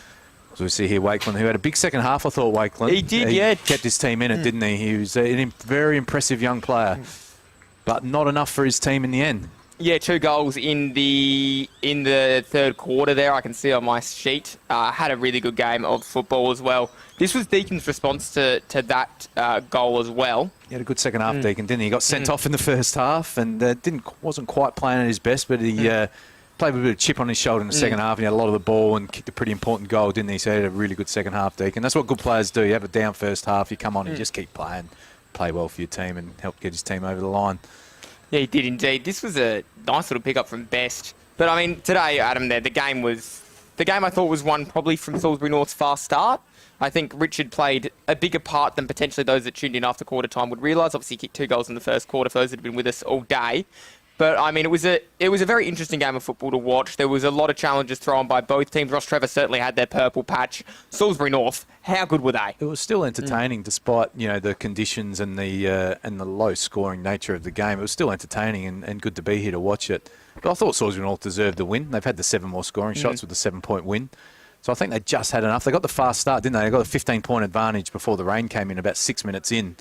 And then really, you could go back to Rostrevor. I was impressed with them, though. I thought when the rain came in that Salisbury North's bigger bodies might play a part, but I thought they lifted, actually, when the rain did come in, and they made it a really good contest in that third quarter, kicking 4 goals. As you see, Wakelin, this is a beautiful shot for goal, beautiful action, and didn't miss there. He almost still drew that snap down on the forward pocket from the point post one. If he had a kick, that could have been a different game. He could have been the match winner for his team. This was another cracking kick for goal, wasn't it? Yeah. From... I'm trying to see who that was. That was Sharp. Yeah, I thought he was going to kick the ball to the top of the square, and he's gone, I'll kick this, boys, get around me. So, yeah, a bit of swagger about the Salisbury North team. They were pretty happy down at Boundary Side when they got that win, because I think they know with the draw they've got coming up how important that was. And if they had been 2 games back from Rostrevor, now they're equal on points. Not sure where the percentages sit, but yeah, that's a big win for Salisbury North. Like I said, doesn't matter how you get it. Not the prettiest game of footy ever, but I thought it was pretty well played in the conditions. It was well umpired. It was a good game of Division 1 football. And they just did enough, Salisbury North, to get over the line. I'm not sure about some of the results at the other grounds. It'd be interesting to see if there was an upset or not. Well. I'm glad you brought it up. Broadview, 2-1-13. Golden Grove, 14-10-94. That's certainly not an upset. We were all expecting that one. That's not an upset, no. St. Peter's at 5-9-39.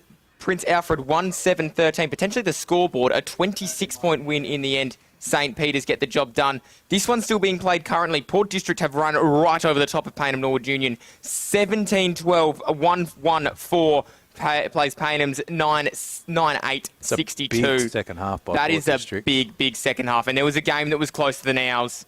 Sacred Heart, 4-3-27. Glenunga, 4-4-28. So Glenunga have beaten Sacred Heart. That's a big result. Yeah, that's huge for Glenunga. They don't have to worry about relegation now unless something weird happens. But I can't see Payneham or Prince Alfred winning 3 or 4 of their last 4 matches. I can't see that. So Glenunga will be happy to be safe. They won't feature in finals. Still a disappointing season for them. But avoiding relegation, they stay in Division 1 and they can reload, retool, get a new coach in for next season. Absolutely. So then you have a look across at the rest of the ladder as well. St. Peter's go top. They will be matched by Port District when their game eventually finishes. So that will then see those two teams level on points. Golden Grove a win behind Rostrevor, Salisbury North. As I have a look off the phone here, just to get the rest of this list. As I have a look off the phone here, Rostrevor, Salisbury North, Sacred Heart. They're all level on points as well. 18 apiece. Glenunga then fall. They're mathematically eliminated as of next week. So they need to win 4 games from four results. Probably not going to happen. Prince Alfred and Payneham Norwood Union, they're then on 6. They're the teams that you feel probably are going to be looking at looking at the relegation result. Broadview, 14 games, 0 wins. We hope for all the Broadview fans that are out there that this is their result. Next week, they do end up getting a win there, Broadview. Next week, obviously a massive result. BTR Excavations men's Division 1 fixture.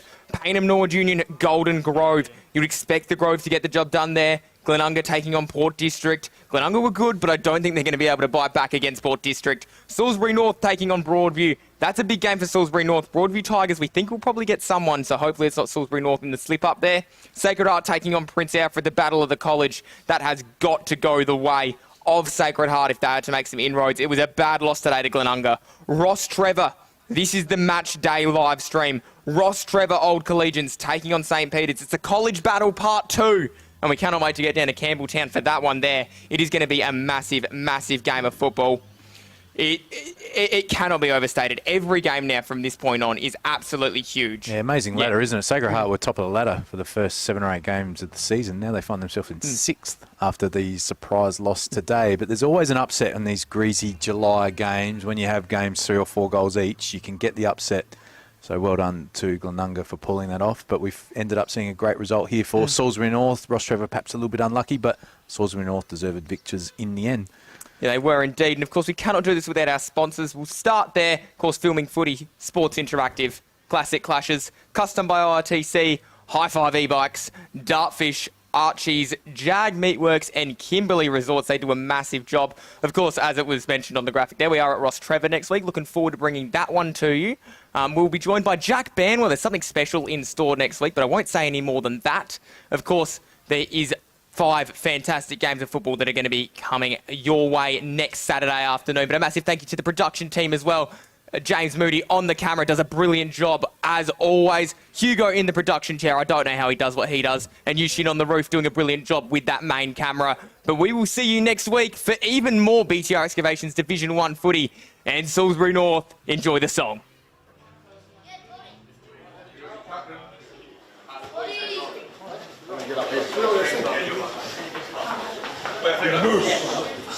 Java, you'll be